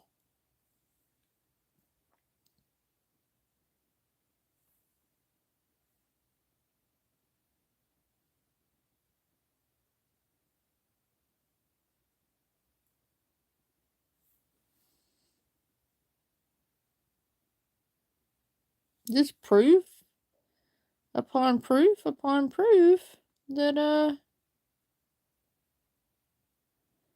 Andrew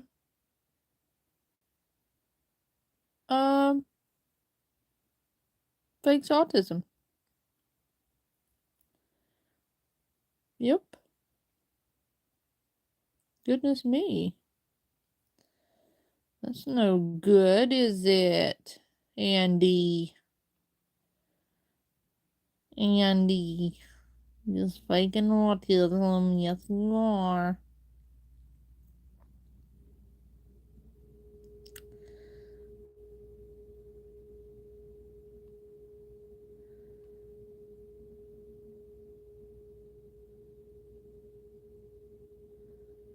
I am looking.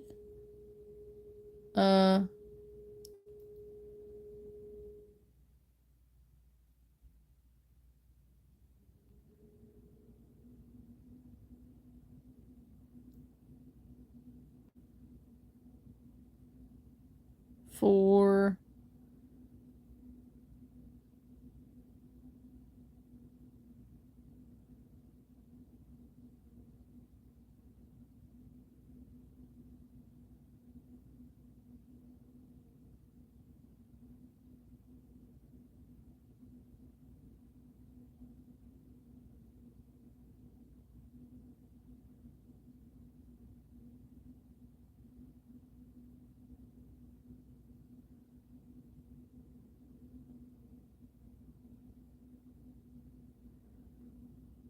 I'm looking for something specific. I'm sorry.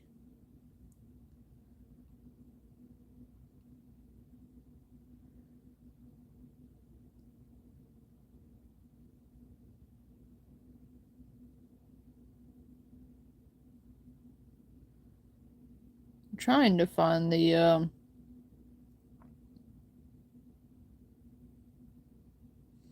there we go. 3 true horror Ouija board stories. Let's do a palate cleanser.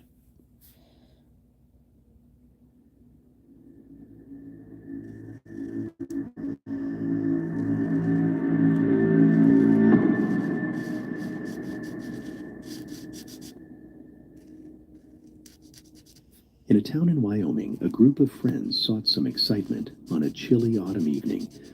Among them was Melinda, a curious soul with a fascination for the paranormal, and her buddies who were up for anything. As the sun sank low, casting long shadows across the land, they stumbled upon an old, run-down homestead nestled in the hills. Folks said it was haunted, with spooky stories echoing through the valley. Ignoring the warnings, Melinda and her friends decided to try out a Ouija board they'd brought along. With jittery hands and hearts pounding in their chests, they gathered around and started asking questions. At first, nothing much happened. The pointer stayed still, making them wonder if the tales were just that, tales. But soon, it started moving, spelling out words like it had a mind of its own. Fear crept in as they realized they weren't alone. The spirits had answered their call, and they seemed eager to chat. Questions flew, and the answers they got sent shivers down their spines. But as the night wore on, things got tense. The messages turned darker, and the atmosphere grew heavy with unease. Melinda and her friends exchanged nervous glances, wondering if they'd opened a can of worms they couldn't close. Suddenly, the pointer shot off the board, crashing to the floor with a bang. The room fell silent, except for the sound of their racing hearts. They wasted no time gathering their stuff and getting out of there, leaving the Ouija board behind as a warning to others who might come across it. But as they made their way back through the dark, they couldn't shake the feeling of being followed. Something sinister lurking in the shadows. And as the night dragged on, they knew their encounter with the Ouija board was far from over. In the days that followed, strange occurrences for Linda and her friends. Unexplained noises echoed through their homes, and shadowy figures seemed to lurk around every corner. They tried to convince themselves it was just their imaginations. Just my But deep down, imagination. they knew the Ouija board had unleashed something dark and malevolent. Determined to rid themselves of the curse once and for all, they returned to the homestead, armed with sage and holy water. But as they performed the cleansing ritual, That one's a dead. bone-chilling wail echoed through the valley, sending them fleeing into the night. To this day, the old homestead stands abandoned, a grim reminder of the dangers that lurk in the shadows of the Wyoming wilderness. And Melinda and her friends, they learned the hard way that some doors should never be opened. Yeah. You can do that. Greenwood Academy, an ancient English school, once filled with secrets, now abandoned. 5 teens, bored with their daily routine, explore its forgotten halls. Liam, the skeptic, and Mia, his thrill-seeking companion, led the charge. Lily, the quiet bookworm intrigued by the paranormal, followed closely. Max, the charismatic leader, and Ava, the reserved observer with a hint of fear, completed their group. Armed with a dusty Ouija board borrowed from Liam's dorm room, they gathered in a dimly lit common area. Ignoring any tales of caution, they initiated the seance, their fingers tentatively resting on the pointer. Initially, their laughter filled the air as the pointer remained still, mocking their attempts. Liam, confident in his skepticism, taunted the spirits, while Lily's curiosity turned to apprehension with a chill that settled upon her. Suddenly, the pointer jerked, spelling out cryptic messages that sent shivers down their spines. Panic ensued as doors slammed shut, sealing their fate within the confines of the school. Liam felt an icy hand brush against his neck, causing him to recoil in terror. Mia, determined to escape, rushed towards the exit, only to find it sealed shut by an unseen force. Lily stumbled upon a dusty tome filled with ominous symbols, her fascination quickly turning to horror as the pages seemed to writhe with dark energy, trapping her within its grasp. Max, emboldened by his leadership, charged down the corridors, only to find himself ensnared in a maze of shifting walls, each turn leading him further from freedom. Ava, overwhelmed by shadowy figures flickering in her peripheral vision, attempted to flee, only to find herself running in circles, pursued by unseen forces. As the night descended into chaos, each faced their deepest fears and regrets, realizing the grave mistake they had made in meddling with forces beyond their comprehension. Liam left the school at dawn, his mind shattered by the horrors he'd seen. His friend's fate remained a mystery, buried within Greenwood Academy's walls. And as the sun rose, the Academy stood silent, keeping its secrets forever.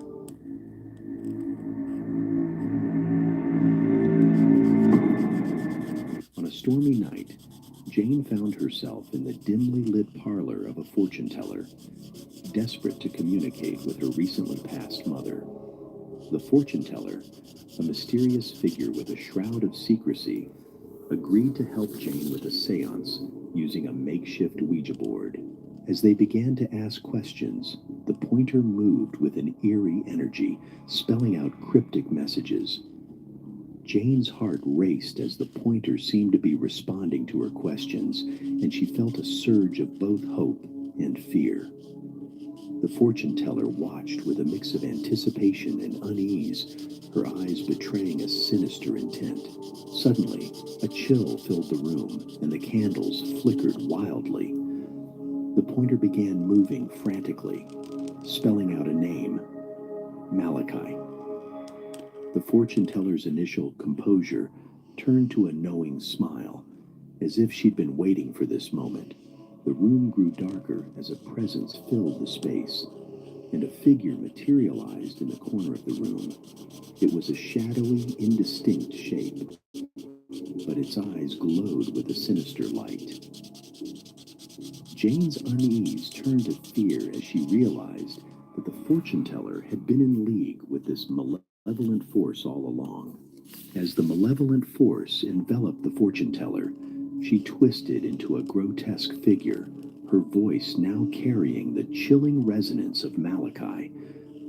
Jane's fight or flight response kicked in, and with a surge of adrenaline, she pushed past the possessed fortune teller and sprinted for the door, her terror lending her speed and agility. As she burst out into the stormy night, she looked back to see the fortune teller's parlor consumed in an otherworldly glow, the possessed figure writhing in torment. Jane knew she had narrowly escaped a fate worse than death, but she also knew that the malevolent force was still out there, seeking to ensnare lost souls like her. As days went by, Jane couldn't shake the haunting memories of the fortune teller's parlor and the malevolent force that had tried to trap her. The nightmares kept her awake, and soon she found herself in a bleak asylum. Her once lively demeanor faded, replaced by a haunting emptiness. No one could get her to speak, except for one chilling word that she repeated Oh, over sweet. and over. That's nice. Malachi.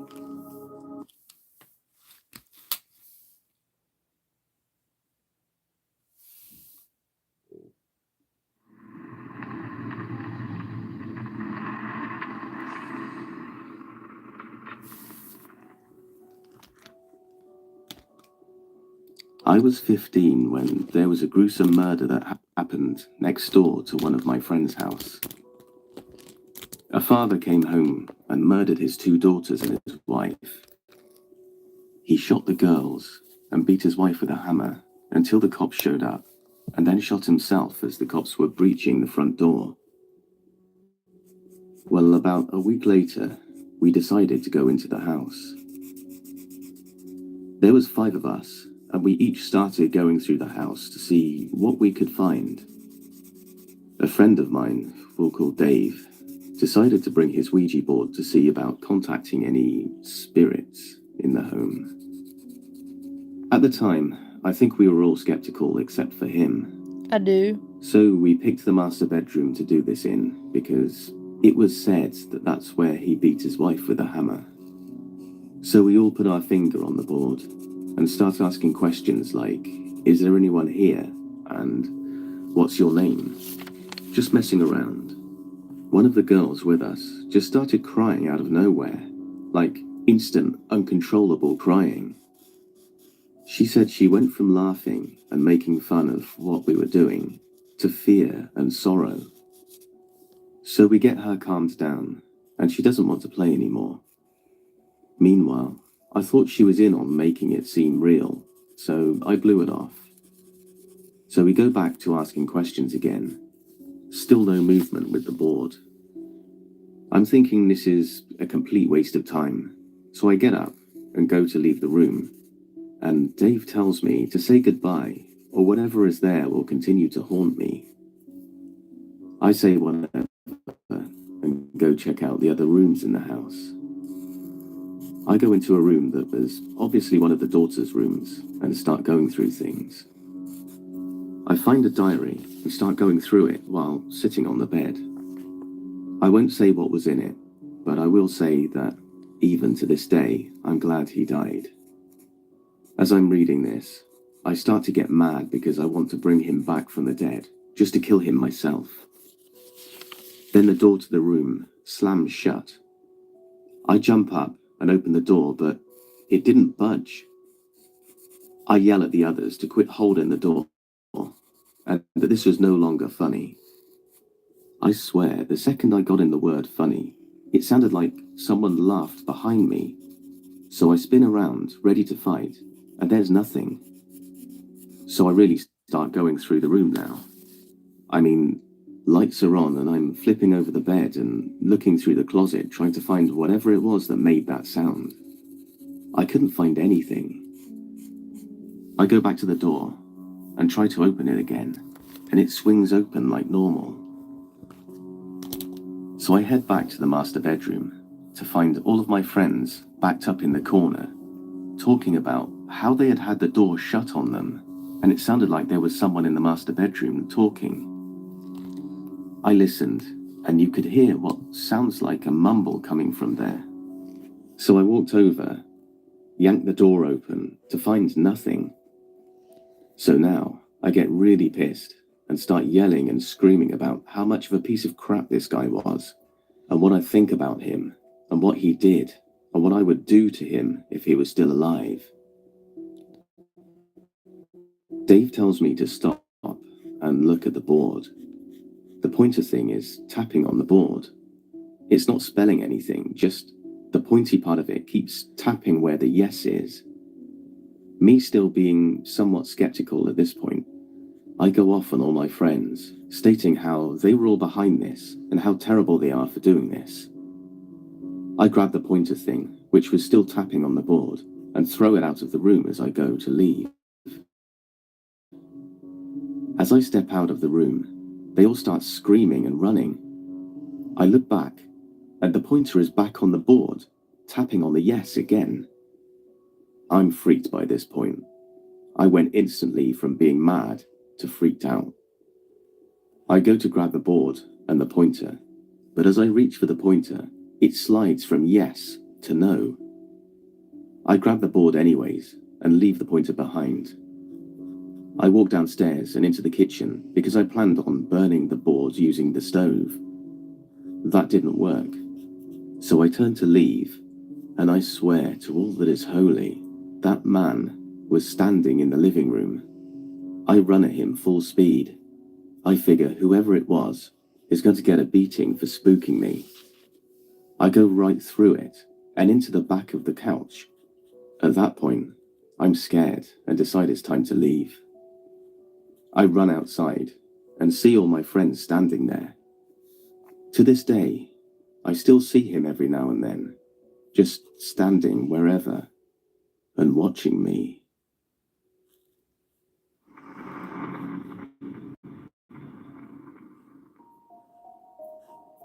My childhood home had an odd history.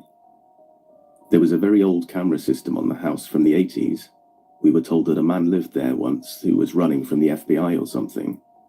The conclusion was unknown, but the house went to his family, who later sold it.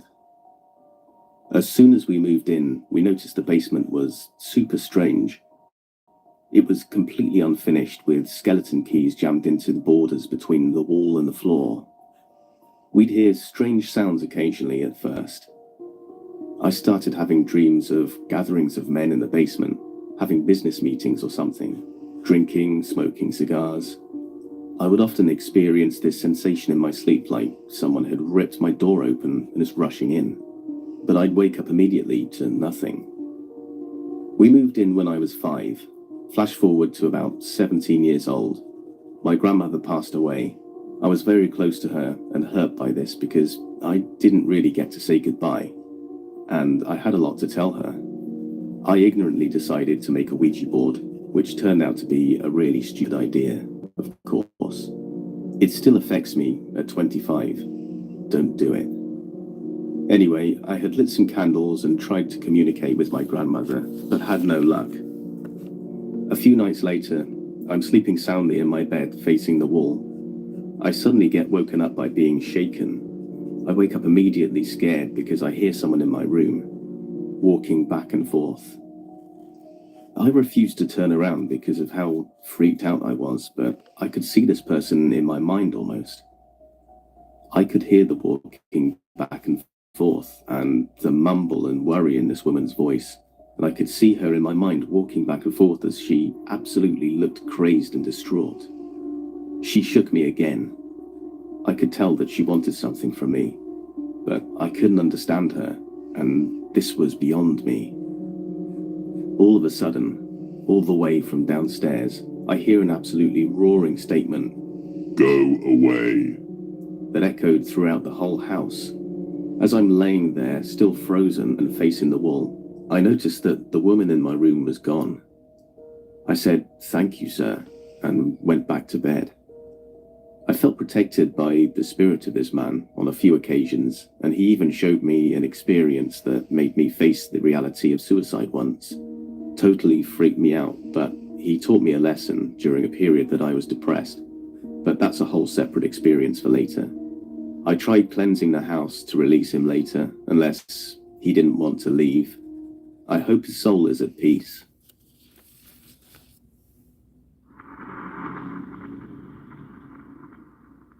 Oh, wow. That's cool. When I was still in elementary, my parents were still married. I lived in a really small town. My dad, mum, older sister, and I lived in a fairly small house, but we loved it. That was until things got scary. It all started when I went to one of my school friends, Morgan's birthday party. We were all having fun just sitting around and talking about whatever elementary girls talk about, and then all of a sudden her mum walks in, wanting to play a board game. All of the girls get really excited and eager to play, so the mum decides to search for something good. She looks in her closet and pulls out a Ouija board.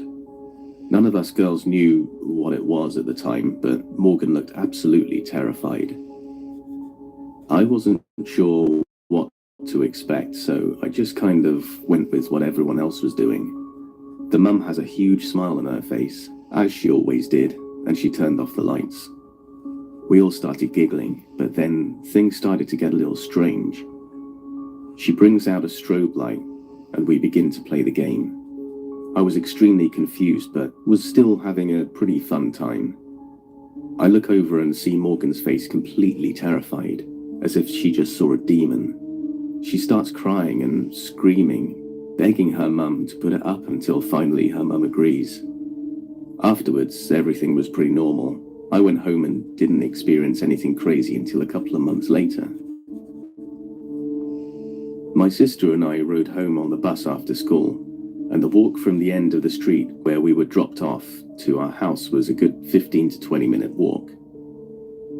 When we made it home, we realized that our back door was wide open. This concerned us because our parents were always very diligent about making sure the door stayed locked when everybody was gone. I start to get a little scared as we get closer and I see dirty footprints leading inside, almost as if it's taunting me. I ask my sister, Michaela, what we should do. As my mind is thinking of the worst possible situation, my sister simply walks inside and says, "Come on." She's obviously the braver sibling. I agree to walk inside. She shuts the door behind me and makes sure it's locked. After that, we do our regular routine after school. Make a snack, turn on some cartoons, and try to accomplish our homework. After we've both settled down from that odd experience, we hear a noise coming from the kitchen. My heart drops when I realize it's the radio that somehow turned on by itself. This was a very old radio, so I figured maybe it was just messed up. That's amazing. I get scared to Hyde. get near the kitchen, so I make my sister. She hesitates, but manages to turn it off. I call my mum on our home phone and ask her if that happens often. She sounds a little concerned and tells me, "No, that's never happened. Is everything okay?" I tell her we're fine and hang up. As I'm writing this, stuff is falling in my room. A couple of weeks later, things are pretty normal. Nothing too crazy, just lights flickering, objects being moved, and another occasion of the door being opened. Michaela and I stayed in our camper until our parents got home because we both had a bad feeling. That is until one night I went to sleep and I woke up in the middle of the night. I couldn't move. I could hardly breathe, but my eyes were open. I see a black figure in the hallway. It starts to slowly move closer to me. I want to move. I want to scream, but I can't do anything. It moves to my face. Then it walks around my bed, keeping eye contact the whole time. Even though it had no eyes or facial features, I knew it was looking at me. It moves incredibly slowly until it gets right next to my face. All I remember is hearing a slight fuzzy sound and falling asleep almost instantly. I didn't remember this occurred until years later, but thankfully that was just sleep paralysis. After I experienced that, things got worse. I would wake up in the middle of the night, unable to breathe. It felt as though something was choking me. I would always run to my parents' room crying and hyperventilating. My dad would always pick me up and try to calm me down until I could breathe normally again. This went on for several months. My mum would give me breathing treatments to try and help, and eventually the problem went away. Not sure if this experience was paranormal, but I felt like I should add it in to see if anyone has similar experiences. After my parents got divorced, I was around the age of 7.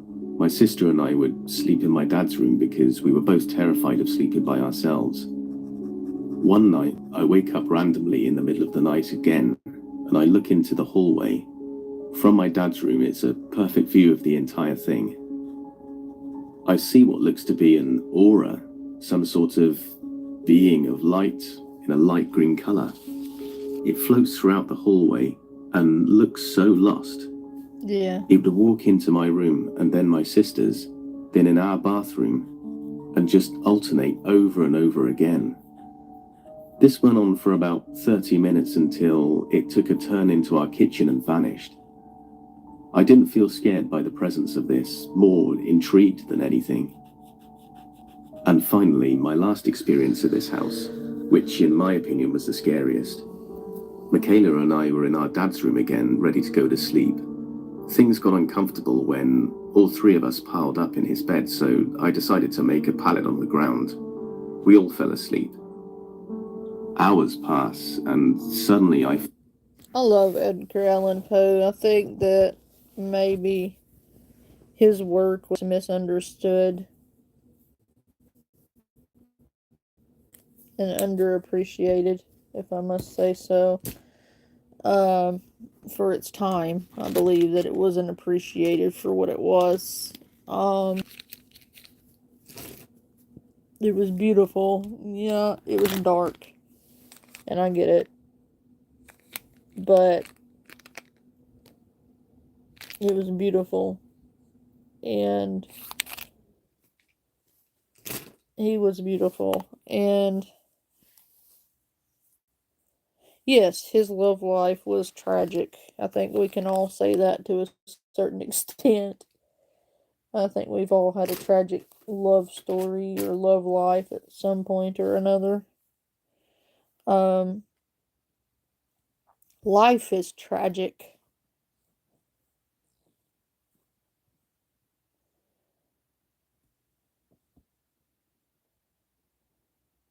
It really is, but it's also beautiful. Life is a beautiful tragedy. It's kind of like a never ending madness.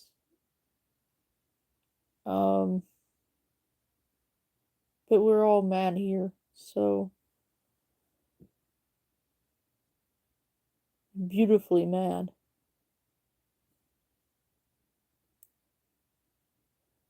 One might say love is a madness, but without it, what is life? You know?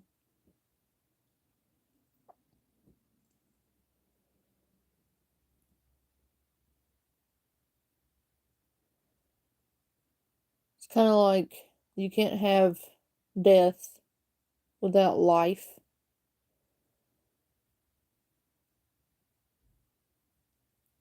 You can't appreciate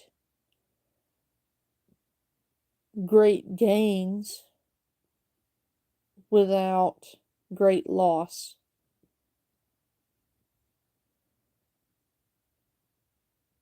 You can't know great joy and happiness unless you've known deep sorrow.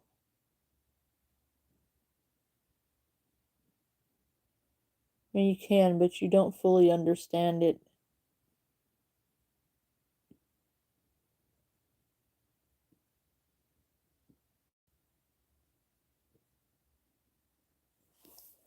I know that's a little dark, but it is what it is, you know.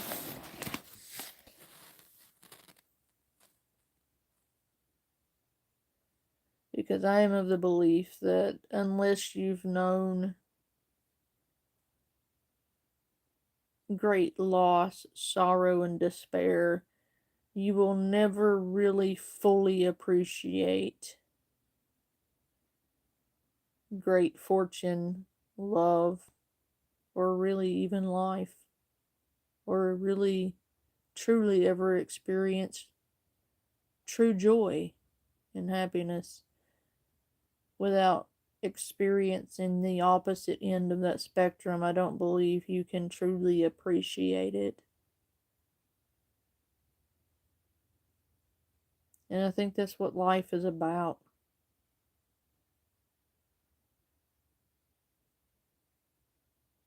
And I think every once in a while, we have to remind ourselves to be grateful and thankful for the things in our life and for the people in our life who love us, who find meaning in us, who support us, who stand there with us in those times. I think that we all should remind ourselves occasionally that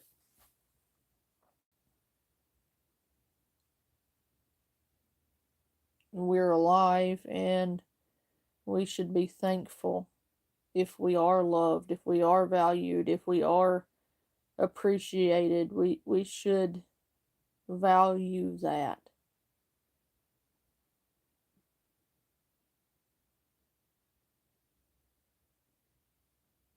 I mean, because if you don't appreciate the people or person who loves you, then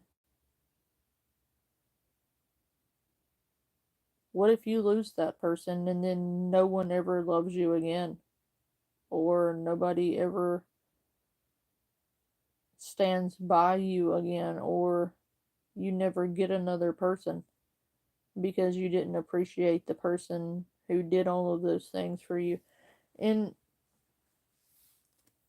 you know, that would be on you, really. That the universe is like, well, you didn't appreciate what I sent you, so I'm not going to send you another one.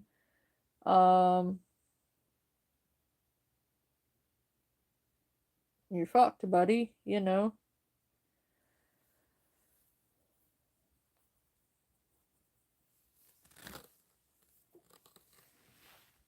But hey, it is what it is.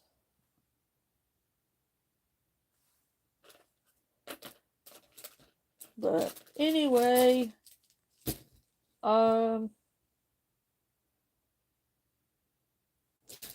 looking for a specific color. I'm done philosophizing.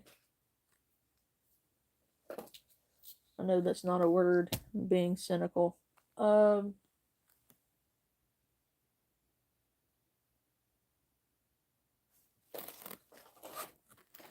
want to do something else on this outer rim.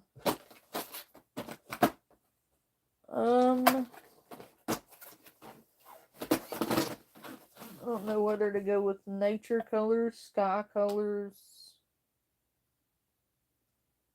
flower colors, cold colors, warm colors. I don't know.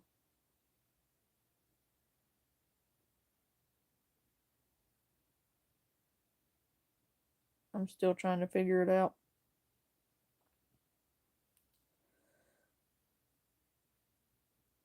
I think, though, that I will outline that in a dark color, like blue. Like a deep royal blue, I think, is going to be the outside of that. Perhaps.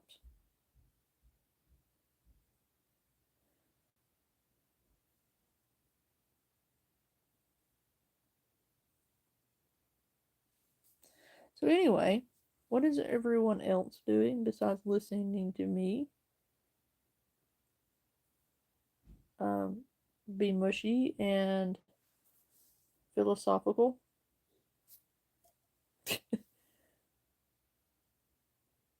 I'm mostly tired. But who cares?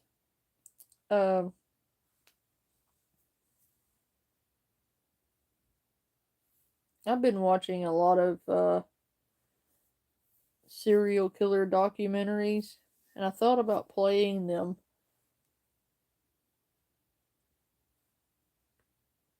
on my stream, but I don't know how much trouble I would get into for that.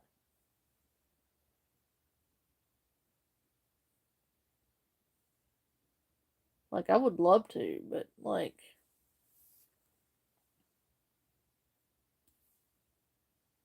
I don't know how much trouble I would get into for it.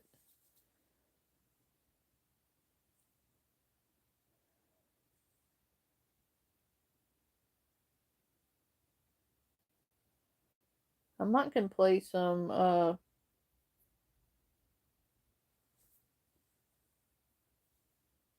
interviews, police interviews with, serial killers or something. I don't know if you guys would be interested in that. But yeah, I love true crime. When I'm not watching ghost videos, I'm watching true crime videos. So yeah, that's right up my alley.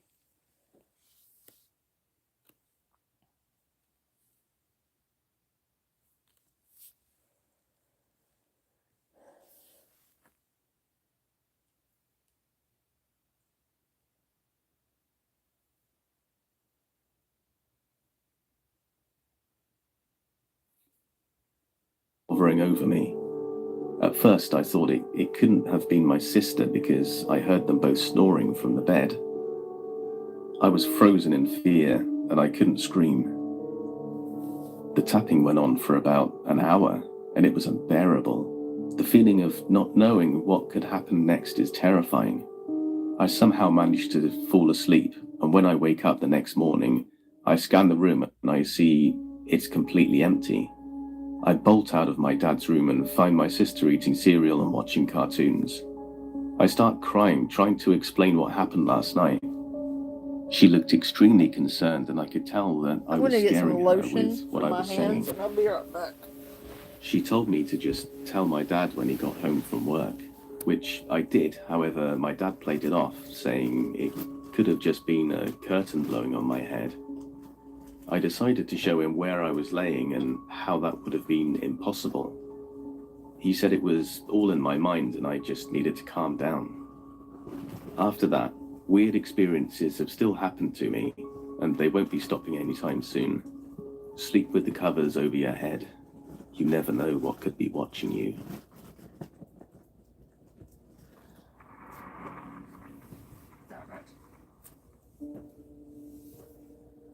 Okay, so this was probably 15-ish years ago now.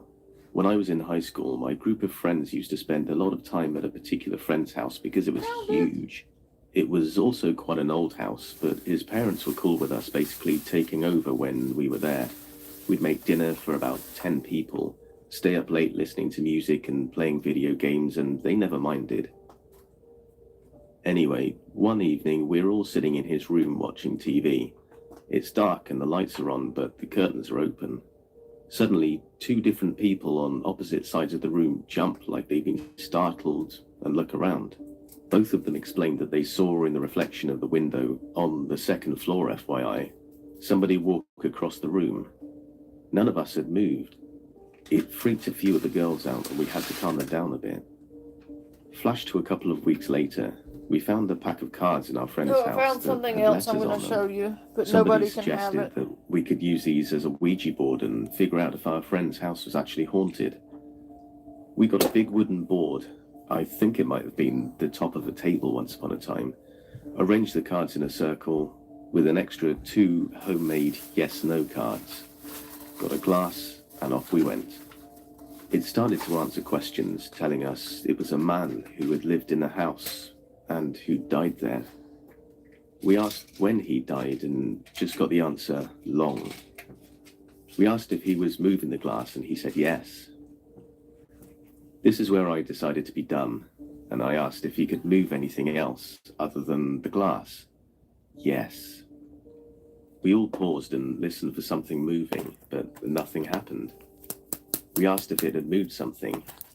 Yes. Nothing happened again, so we moved on and asked some more questions. This was at 10:30 p.m. After a while longer, we said goodbye. I think at least one of us was aware enough about Ouija board lore to know we had to close the conversation properly. And then a little later, we all went home. A little spooked, but enjoying it nonetheless. I walked home with another friend who lived nearby. As I walked in my front door, my mum put through to me to be careful in my room because a mirror had fallen off the wall earlier, and they weren't sure if they picked up all the bits of glass. What is that? When I asked when this happened, she told me, oh, about 10:30. What is that? At the same time, I asked the spirit to move something. What is that? I wanted to share one of my experiences with the famous Ouija board with you. Over the years, I've tried it a few times. Mostly nothing happened. There's one that was really special. I thought this experience might be interesting for some of you. But before I begin with the story, I wanted to mention that a Ouija board isn't a toy. Anyway, many people, you can also have the it. people in the Mine. story, try it for fun. They think that it's a game. But regardless of whether you believe in such stuff or not, never do a I got Ouija this, session and it's unprepared. wonderful, It happened 6 years ago, and I love it. when I was 17. And It was it's Halloween wonderful. and my girlfriend and me attended a Halloween party. We had a lot of fun there. As it became very late, a few people had the idea to try out a Ouija session because someone brought a board to the party. I did a Ouija session with my aunt before, in which we tried to talk to a certain person, but sadly happened. And I was a bit drunk, so I thought it would be fun. My What, aunt would have the been absolutely xenomorphs? angry with me because you always should do a Ouija session with a clear mind. That's rampant. It could be a bad idea when you're drunk or high, but being drunk wasn't our only mistake. Again, when you're doing a Ouija session, then always be prepared. Inform That's me, what I'm do working it on with a right now. practiced person. Buy frankincense and candles. Anyway. Prepare questions and do it with respect. You don't know what you could bring into this world, and it could be dangerous. But let's go back to the main story. In the end, we were 6 people that wanted to try it. My girlfriend and me, 3 other ladies, and a guy that I will call Norman for this story. It isn't his real name. The Ouija board belonged to Norman, but he hadn't tried it before. We went into a quiet room so the other guests couldn't disrupt us. So we were sitting in this room, which was only lit by 2 phones, and we thought it would be the fun of our lives. I don't know anymore how long we were sitting in this room and yelled questions against the board. 2 of the 3 girls became bored and decided to go back to the party. That is also a big mistake. Never break the circle when you're doing Ouija. Well, in the end, it was just Norman, the other girl, my girlfriend, and me who tried to summon a ghost. We asked questions again and again, and then something happened.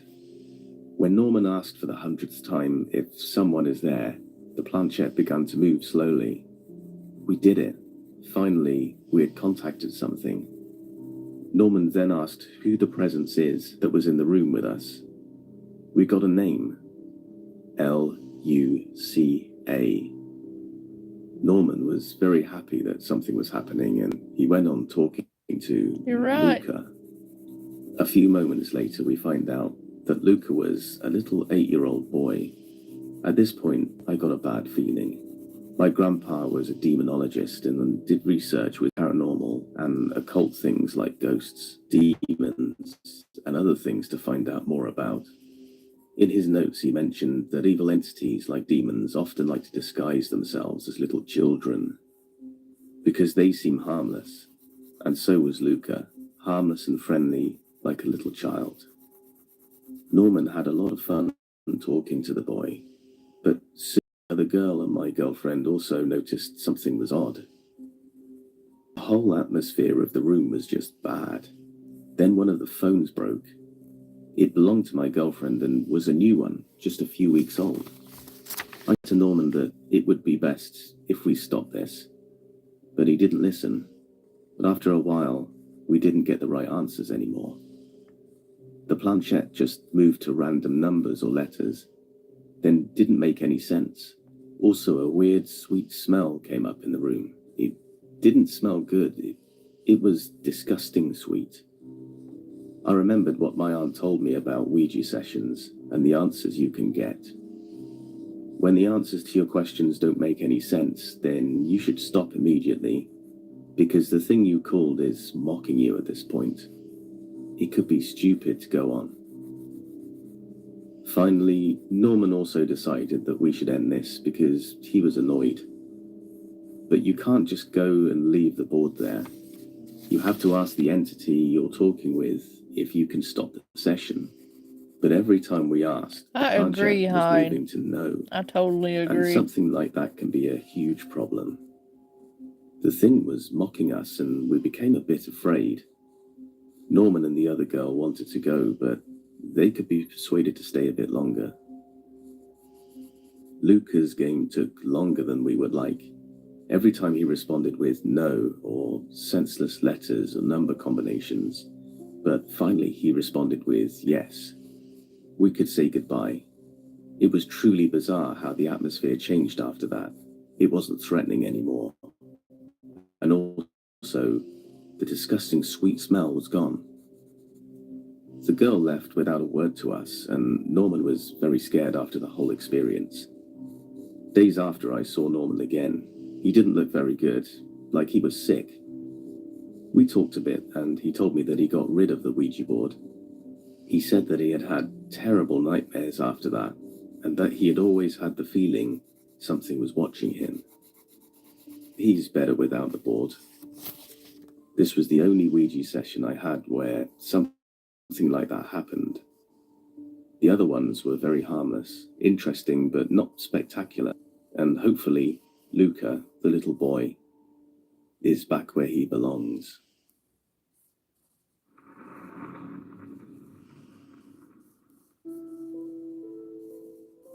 When I was in middle school, I went to a friend's birthday sleepover where we did typical girl things, painted nails, did makeovers, watched a movie. It was all normal stuff until my friend suggested we make a Ouija board. On a sheet of paper, we scribbled out yes, no, goodbye, along with numbers and the alphabet. She told us all the rules and we nodded in agreement that we would follow. I remember being scared, wanting to fit in, but also wondering, is this a good idea? I remember the first movement happened, and I looked across to the girl facing me, insisting that she had moved it. She had said that it was not her that moved the clear pebble we were all using as a planchette. We asked dumb questions like who we each liked and if our crushes liked us. Typical middle school girl things. I don't remember much of these sessions other than a particular name, Wanda, and that we had asked her if she was a demon and she had told us that she was not. After a while, this was no longer scary, and we began to enjoy it more and more. I remember feeling so excited, like I wanted to keep playing, as if it were a video game. The next day, I told my dad about it. My family was pretty open-minded about those things, so he wasn't mad or ashamed. He just wanted to make sure we were all safe about it. Fast forward, and I was in my first year of college, and I was over at a friend's place for her birthday, and she had talked about how she found a Ouija board, and we should try it. I was a little hesitant, as I now realized the true implications of them. We eventually started setting boundaries, but I was still hesitant to believe that the planchette was moving. My friend asked questions like, when's my birthday and what's my name? I shifted to questions not about myself, tending to ask about the entity rather than me. My friend suddenly asked if the spirit knew my deceased grandfather's name, and it spelled out Louis. I was in shock because none of my friends had known that. I know that I hadn't directed the planchette to the letters, so I was surprised to see that it was correct. Later on, another friend of mine had said that she had felt something grab her foot under the table. I was right next to her and I didn't feel anything. At that point, I'm like, let's say goodbye and call it a night. It was just all too weird. I've never had a truly bad experience, but it's still very creepy to say the least.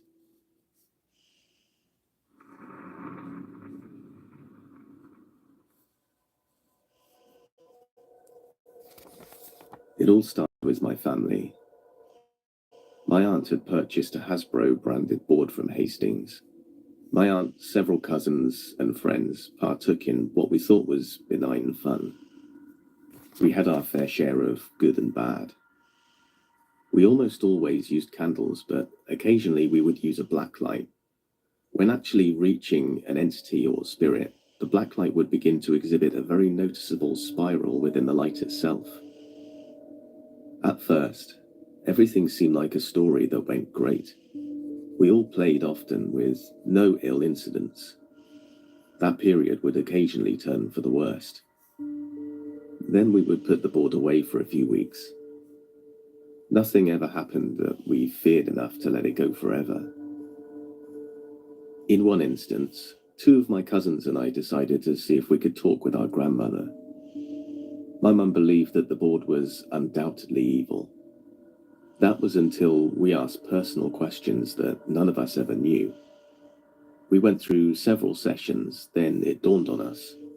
Let's show my mum that we were talking to Grandma. We did. We asked a specific question that practically brought my mother and sister to their knees. The question simply was, what was my mother's nickname growing up? It answered with a quick response that was spot on. We didn't know the nickname, so we finally talked my mum into sitting in. Immediately, she was happy and terrified simultaneously. The spirit was right. Not only did it give details that no one in the room knew, it would give intimate answers about our family history. For us, it was honestly chilling and humbling. These boards bring a mix of emotions. There were a few occasions where we would get a spirit with ill intentions. Many days after we had the honeymoon incidents, we would eventually start to encounter vile spirits. It was enough that my aunt took the board, placed it in a wood box, surrounded it by a barrier of salt, placed a Bible on the box, and put it away. Later we found out that she had my uncle burn the board and all of its associations, along with the other trash. They lived in the country on farms, so burning trash was the only way of disposal, within over an hour's drive. That's when my sister, my best friend, and I had a plan to bring everything back to life. We made our own board. Once again, we had ups and downs. We never asked for specific people. We even took some precautions when making the board, or so we thought. We put crosses and pentagrams, etc. on it. Little did we think those symbols are interpreted differently depending on the orientation of an individual. After a while of playing, everything went downhill. As with a lot in life, you remember the worst far more than the better. We met Ed. This spirit was seemingly benign to begin with, but as time progressed, we learned that he wasn't benign. He also didn't manifest in a single place. It was only my house and my best friends. As Ed started off, he or she seemed to think everything was pretty good.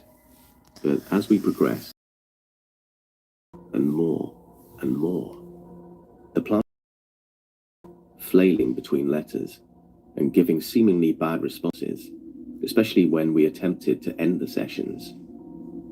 It refused at times to say goodbye. Then things went sour.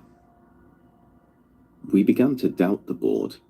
We figured since we had never seen this behavior manifest, it had to be someone moving the planchette. We found out that we were wrong. We devised a plan to test everyone, which is obviously not good when the people you trust even begin to doubt one another. The plan, I was to take a random object, then place it in the room and around the house. Only I knew what it was and where it was. The spirit was 100% accurate. It guessed the object, where it was in the room, and 3 separate places in the house. We knew then that we weren't playing with a bunch of skittish people. That's when it got serious. Within days of that test, my friend and I got back on the board. It was about 1 to 2 a.m. We finished that session, then decided to go to bed. I was asleep super fast. My friend didn't even have time to turn the lights off. During that short sleep, my friend watched me wake up and sit up. I began punching my nose repeatedly. Then there was a knock at the door.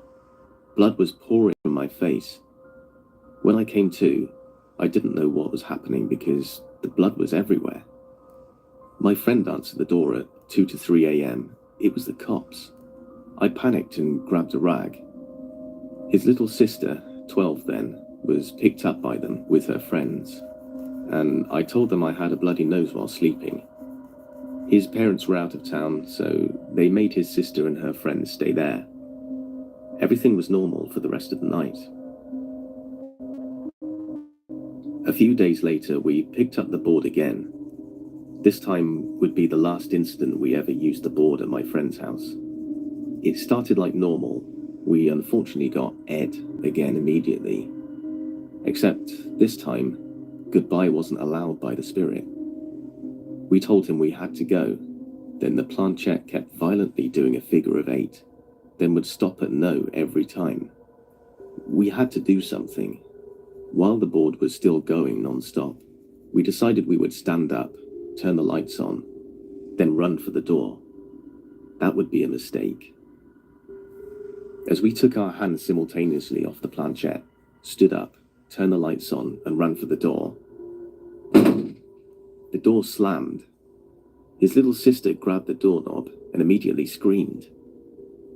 She said it burned her and backed away, immediately gripping her hand. She collapsed from the overwhelming experience. I grabbed the door without any issue, shoved it open, then made everyone get outside of my friend's house. My friend immediately began vomiting upon getting outside. We had a wild ride.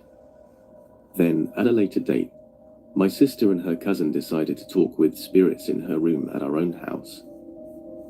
I didn't want any part of it, but was anxious. I went upstairs and they had candles lit. I asked who they were speaking with, and they said, Ed. I immediately noped the hell out of there. About 20 to 30 minutes passed. Then I began to hear weird sounds throughout the house. Then again, came from upstairs. I ran up as fast as I could. Every candle in the room was pushed into one direction, with every candle flame extinguished. Wax was all over the floor and dressers. Then the dresser was pushed about 8 to 10 inches from the wall. Once again, we all fled the hell out of the room. They were crying hysterically. They didn't end the session again. We had many incidents that happened between. We even partook in places that were thought to be haunted, and we also went places like graveyards. But after a strong negative energy and general presence of Ed, it was something I completely refused to be around. The hardest part to swallow with boards and spirits was that I've always been agnostic, and still am. I just now believe that beings or apparitions have the ability to communicate with the afterlife. One thing's for sure, I don't ever want any part of that shit ever again unless I absolutely have to. I validated that it knows things that people on the board don't. I watched things move before us that has absolutely zero explanation.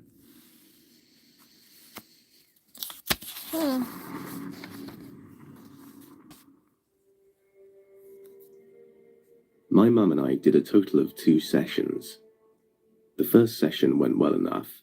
We asked about God and the Mayan prediction. The year was 2012. It told us God and angels existed. In response to our question, what's going to happen at the end of the year, it responded, God. When my mum asked for advice, it said, rest. Whoever we were speaking with said it had a sense of humor and said it was a good spirit. Now, you can't really trust the entity from what it says, but we didn't feel any negative energy in the room. So this was a positive experience. So we decided to do a second session a couple of days later. This time, things went wrong. It started out okay, innocent questions and a positive attitude. Near the end of the session, however, my dog did something that irked me. So I was angry, if only for a moment.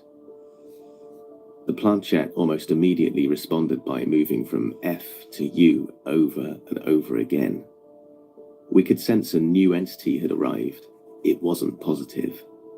So we ended the session and I threw out the board. Over the next week, we both experienced a sort of possession.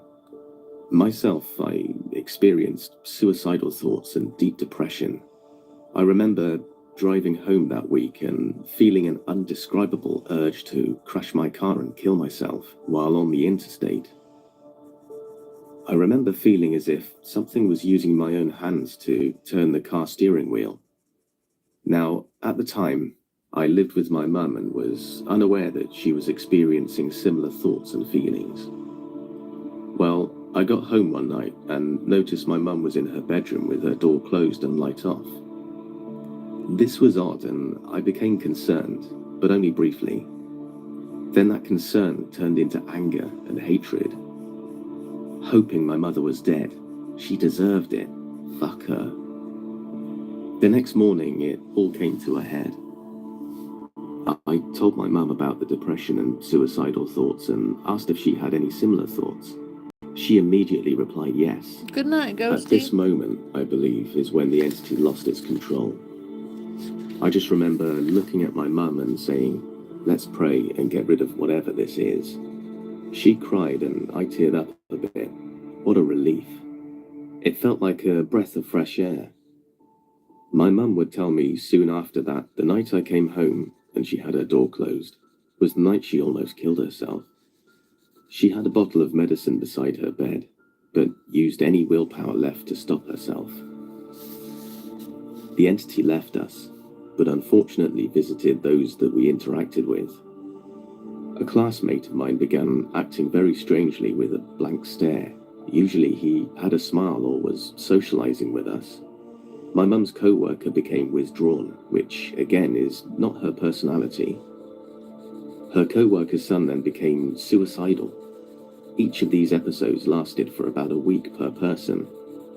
I'm not sure if this entity did this by design or it just wasn't able to maintain control. I can tell you that this is one of only a couple of times I believe I've encountered something of the dark.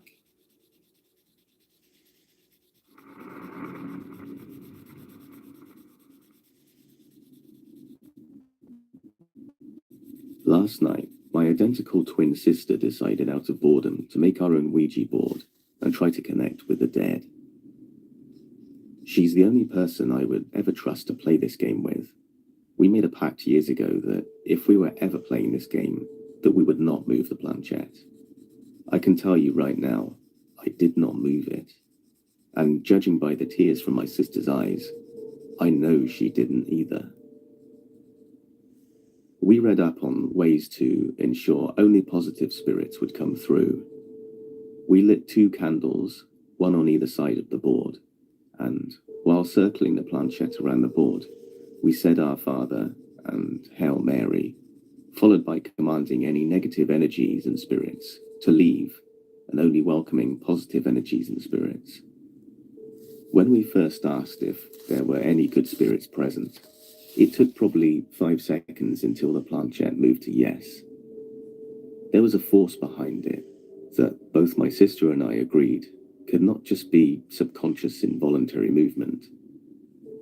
We asked the name of the spirit that was with us. She started to spell it out. First an S, then an A. In the interest of not taking forever for the spirit to spell out their name, we asked, "Is your name Sam?" The first name that came to mind. The planchette moved to no. We asked if she would give us a third and then 4th letter of her name. The planchette moved to C and then K. Now spelling out Sack. Weird name, and not one I would ever come up with in my subconscious. We asked Sack if she was a boy or a girl, and asked her to move the planchette to G for girl or B for boy. She moved the planchette to G. We asked if Sack was her nickname, to which she replied yes. So we asked her if she would mind spelling out her full first name, and the planchette immediately went to goodbye. We apologized for the question and asked Sack if she was still with us, and the planchette moved to yes. We asked her what year was she born in. The planchette moved to 1956. 1956. Then we asked how old she was when she died. Again, planchette quickly moved to goodbye.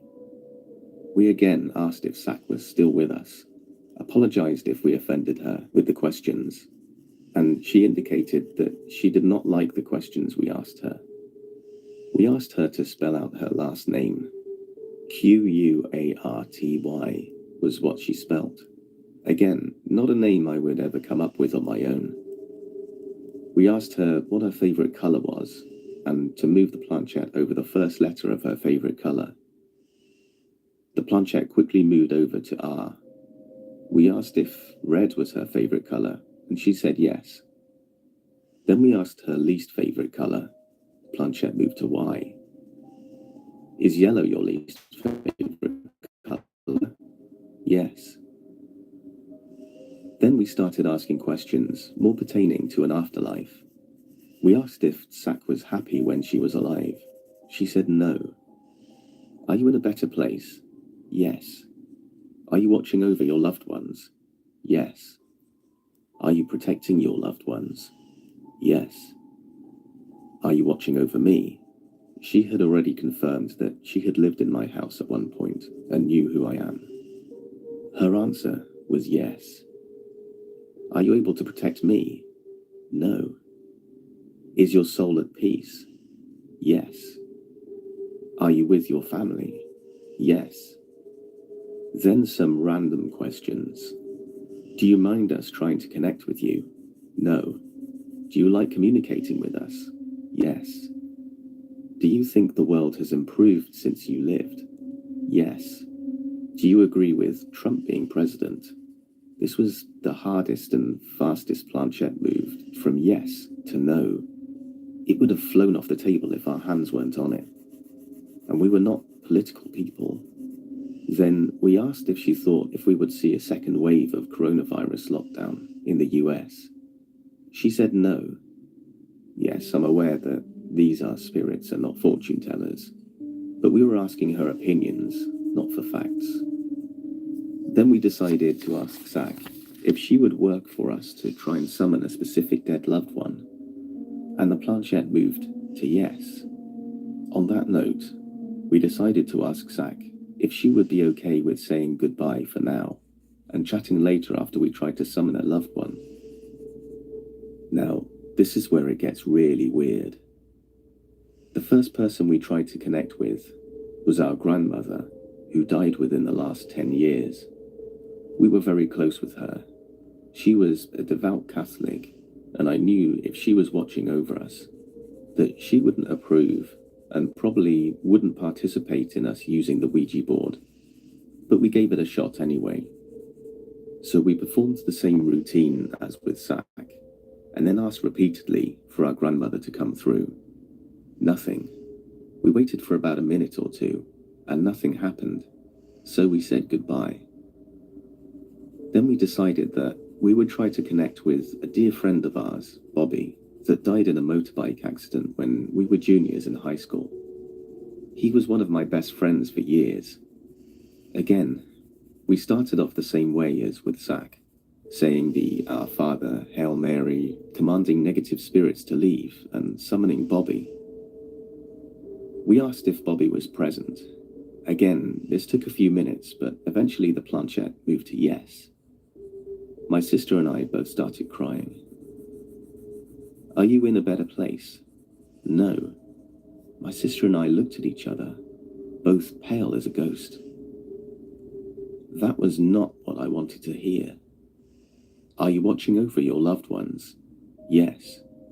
Are you watching over us? No. This was such a blow to the gut. Again, not an answer I wanted to hear. This was such a close friend of ours. Then it dawned on me. Bobby was a clown, figuratively. Bobby, are you messing with us right now? Yes. Did you know we were there the day you died? That we came to your house and celebrated you before you were even pronounced dead? Yes. When Bobby was alive, a weekly tradition we had was what we called Wednesday nights at the village. We both lived about 2 miles away from each other, and about 2 miles away from our town village. We asked if he remembered our times during Wednesday nights at the village. Yes. We then asked, who was another person we did Wednesday nights at the village with? Quickly, he spelled out Kelly. This was correct. But the weirdest part about this is that there were two answers to this question. And only after closing out the session and saying goodbye, my sister and I revealed to each other that we, in our heads, did not have the same person in mind. I was thinking Kelly, but my sister was thinking of another friend named Jimmy. To me, this confirms that our subconscious were not moving the planchette. I was not moving it to Kelly. I was hardly touching the thing. There were movements where I could see that both my sister and my fingers were almost even not touching the thing as it raced across the board. And the other crazy part was that Bobby started off by messing with us, telling us that he's watching over his loved ones, but not watching over us, and that he was not in a better place. Those were not answers that our subconscious would have come up with for this kid. But this was so like him, and his personality came through. I couldn't believe it, and no part of me ever thought that Bobby would mess with me from beyond the grave. When he was alive, he was obsessed with his truck. We asked him, when you were alive, what kind of car did you drive? Again, quickly and with force, he spelled out Ford F-150. My sister and I were dumbfounded, hysterically crying at this point. We weren't scared, just in complete awe and shock. Finally, we asked him if he was still driving his Ford F-150 in heaven. Yes, he replied. This became super emotional, so we decided to close out the session, and Bobby said goodbye quickly, swiftly, and with force. Now, I'm familiar with the idiometer phenomenon, and I have a degree in psychology, and my sister's a lawyer. Even though subconscious movements do happen, I don't believe that this was what we were experiencing. There was a force you could feel behind the planchette that couldn't have been just involuntary subconscious movements. I didn't think many people would believe this story, but I would also suggest not doubting it until you've tried it. And finally, one thing that I've read about is bad demons coming through, particularly Zozo. At this point, I've used this Ouija board multiple times and was always told that only positive spirits were present. So this was a great experience for me. However, a lot of what I read refers to the dangers of Zozo. I'm not afraid of spirits or ghosts of demons, so I don't worry about demonic spirits such as Zozo. But I do want to warn people that not everyone has such a positive experience with Ouija boards. A lot of experiences are negative ones that can be traumatizing, and it's important that you don't let the negative energy feed off of you, and stay firm that they're not welcome, and say goodbye immediately if you feel that any negative energy is coming through. Do not call it quits and walk away without saying goodbye. I also want to say that these boards aren't for the faint of heart and can leave you emotionally scarred and really change your outlook on life and death.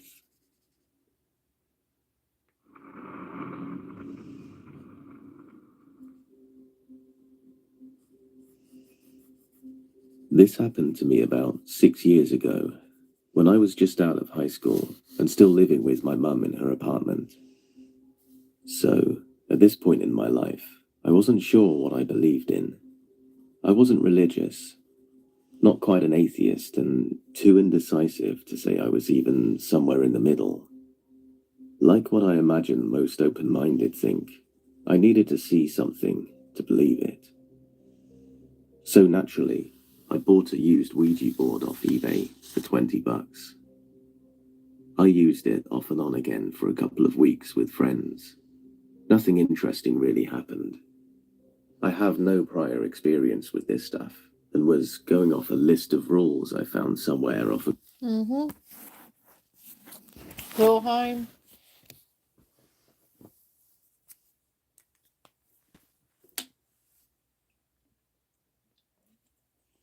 I'm assuming you're speaking on the Norse version of hell. And I don't believe that it is just a symbolism. I believe Helheim is very real and very present in many things. And of course, many of you know I'm Norse pagan. I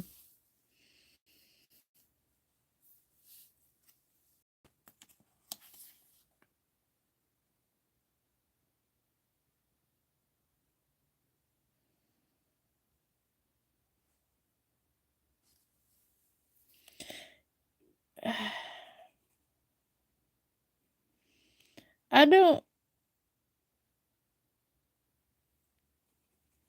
know how I feel about Jordan Peterson. I go off of my personal journey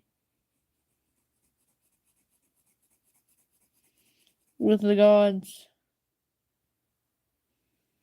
Like, I have a personal relationship with my patron gods.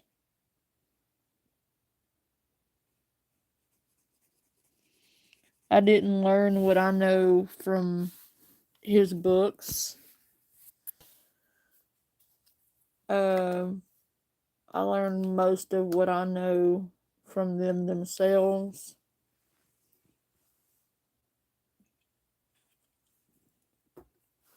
And from the sagas. I learned a lot from the sagas. But I believe you are meant to learn on your own. Odin is very big on leading your own journey in following your own path. And he's there to seek guidance from, or advice from. But his advice tends to come at a price. Do not ask him for wisdom if you aren't willing to pay for it. He paid for his wisdom dearly. Um, do not ask Thor for strength if you are not willing to go through the pain that will give you that strength. um, they're not going to give you anything. Nothing was given to them.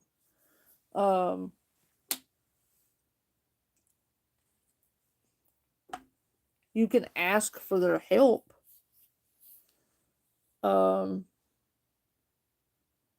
Surely, but they're not going to do it for you, if that makes sense. They may help you do it yourself.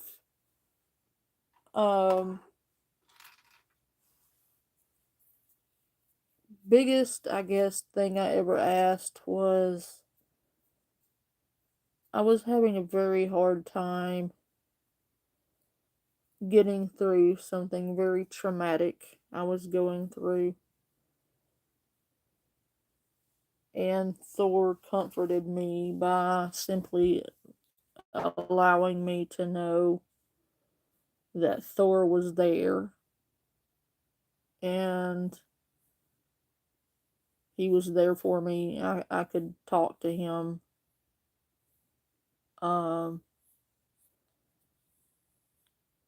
My patron gods were there for me to talk to. And to draw comfort from. But you have to do the work. You have to walk that path. You have to forge your own way, and though they are there for you, they're not going to do the work for you. A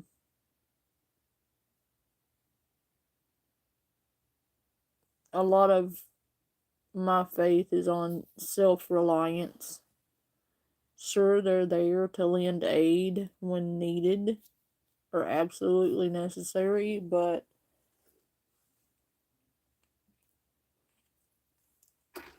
that help doesn't come without sacrifice. But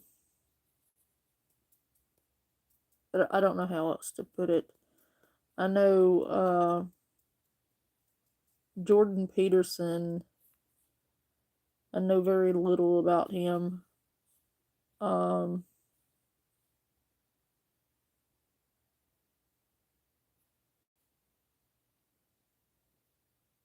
I hate to hear that. Any spiritual leader is using it for gain. That's very unfortunate. And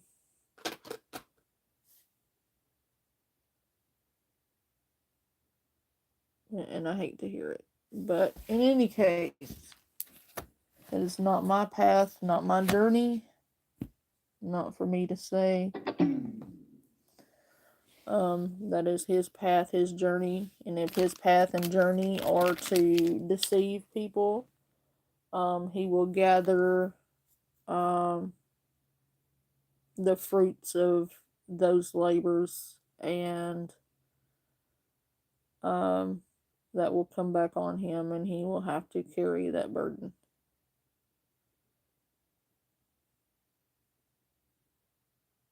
Oh dear Lord, that's absurd. That's absolutely absurd.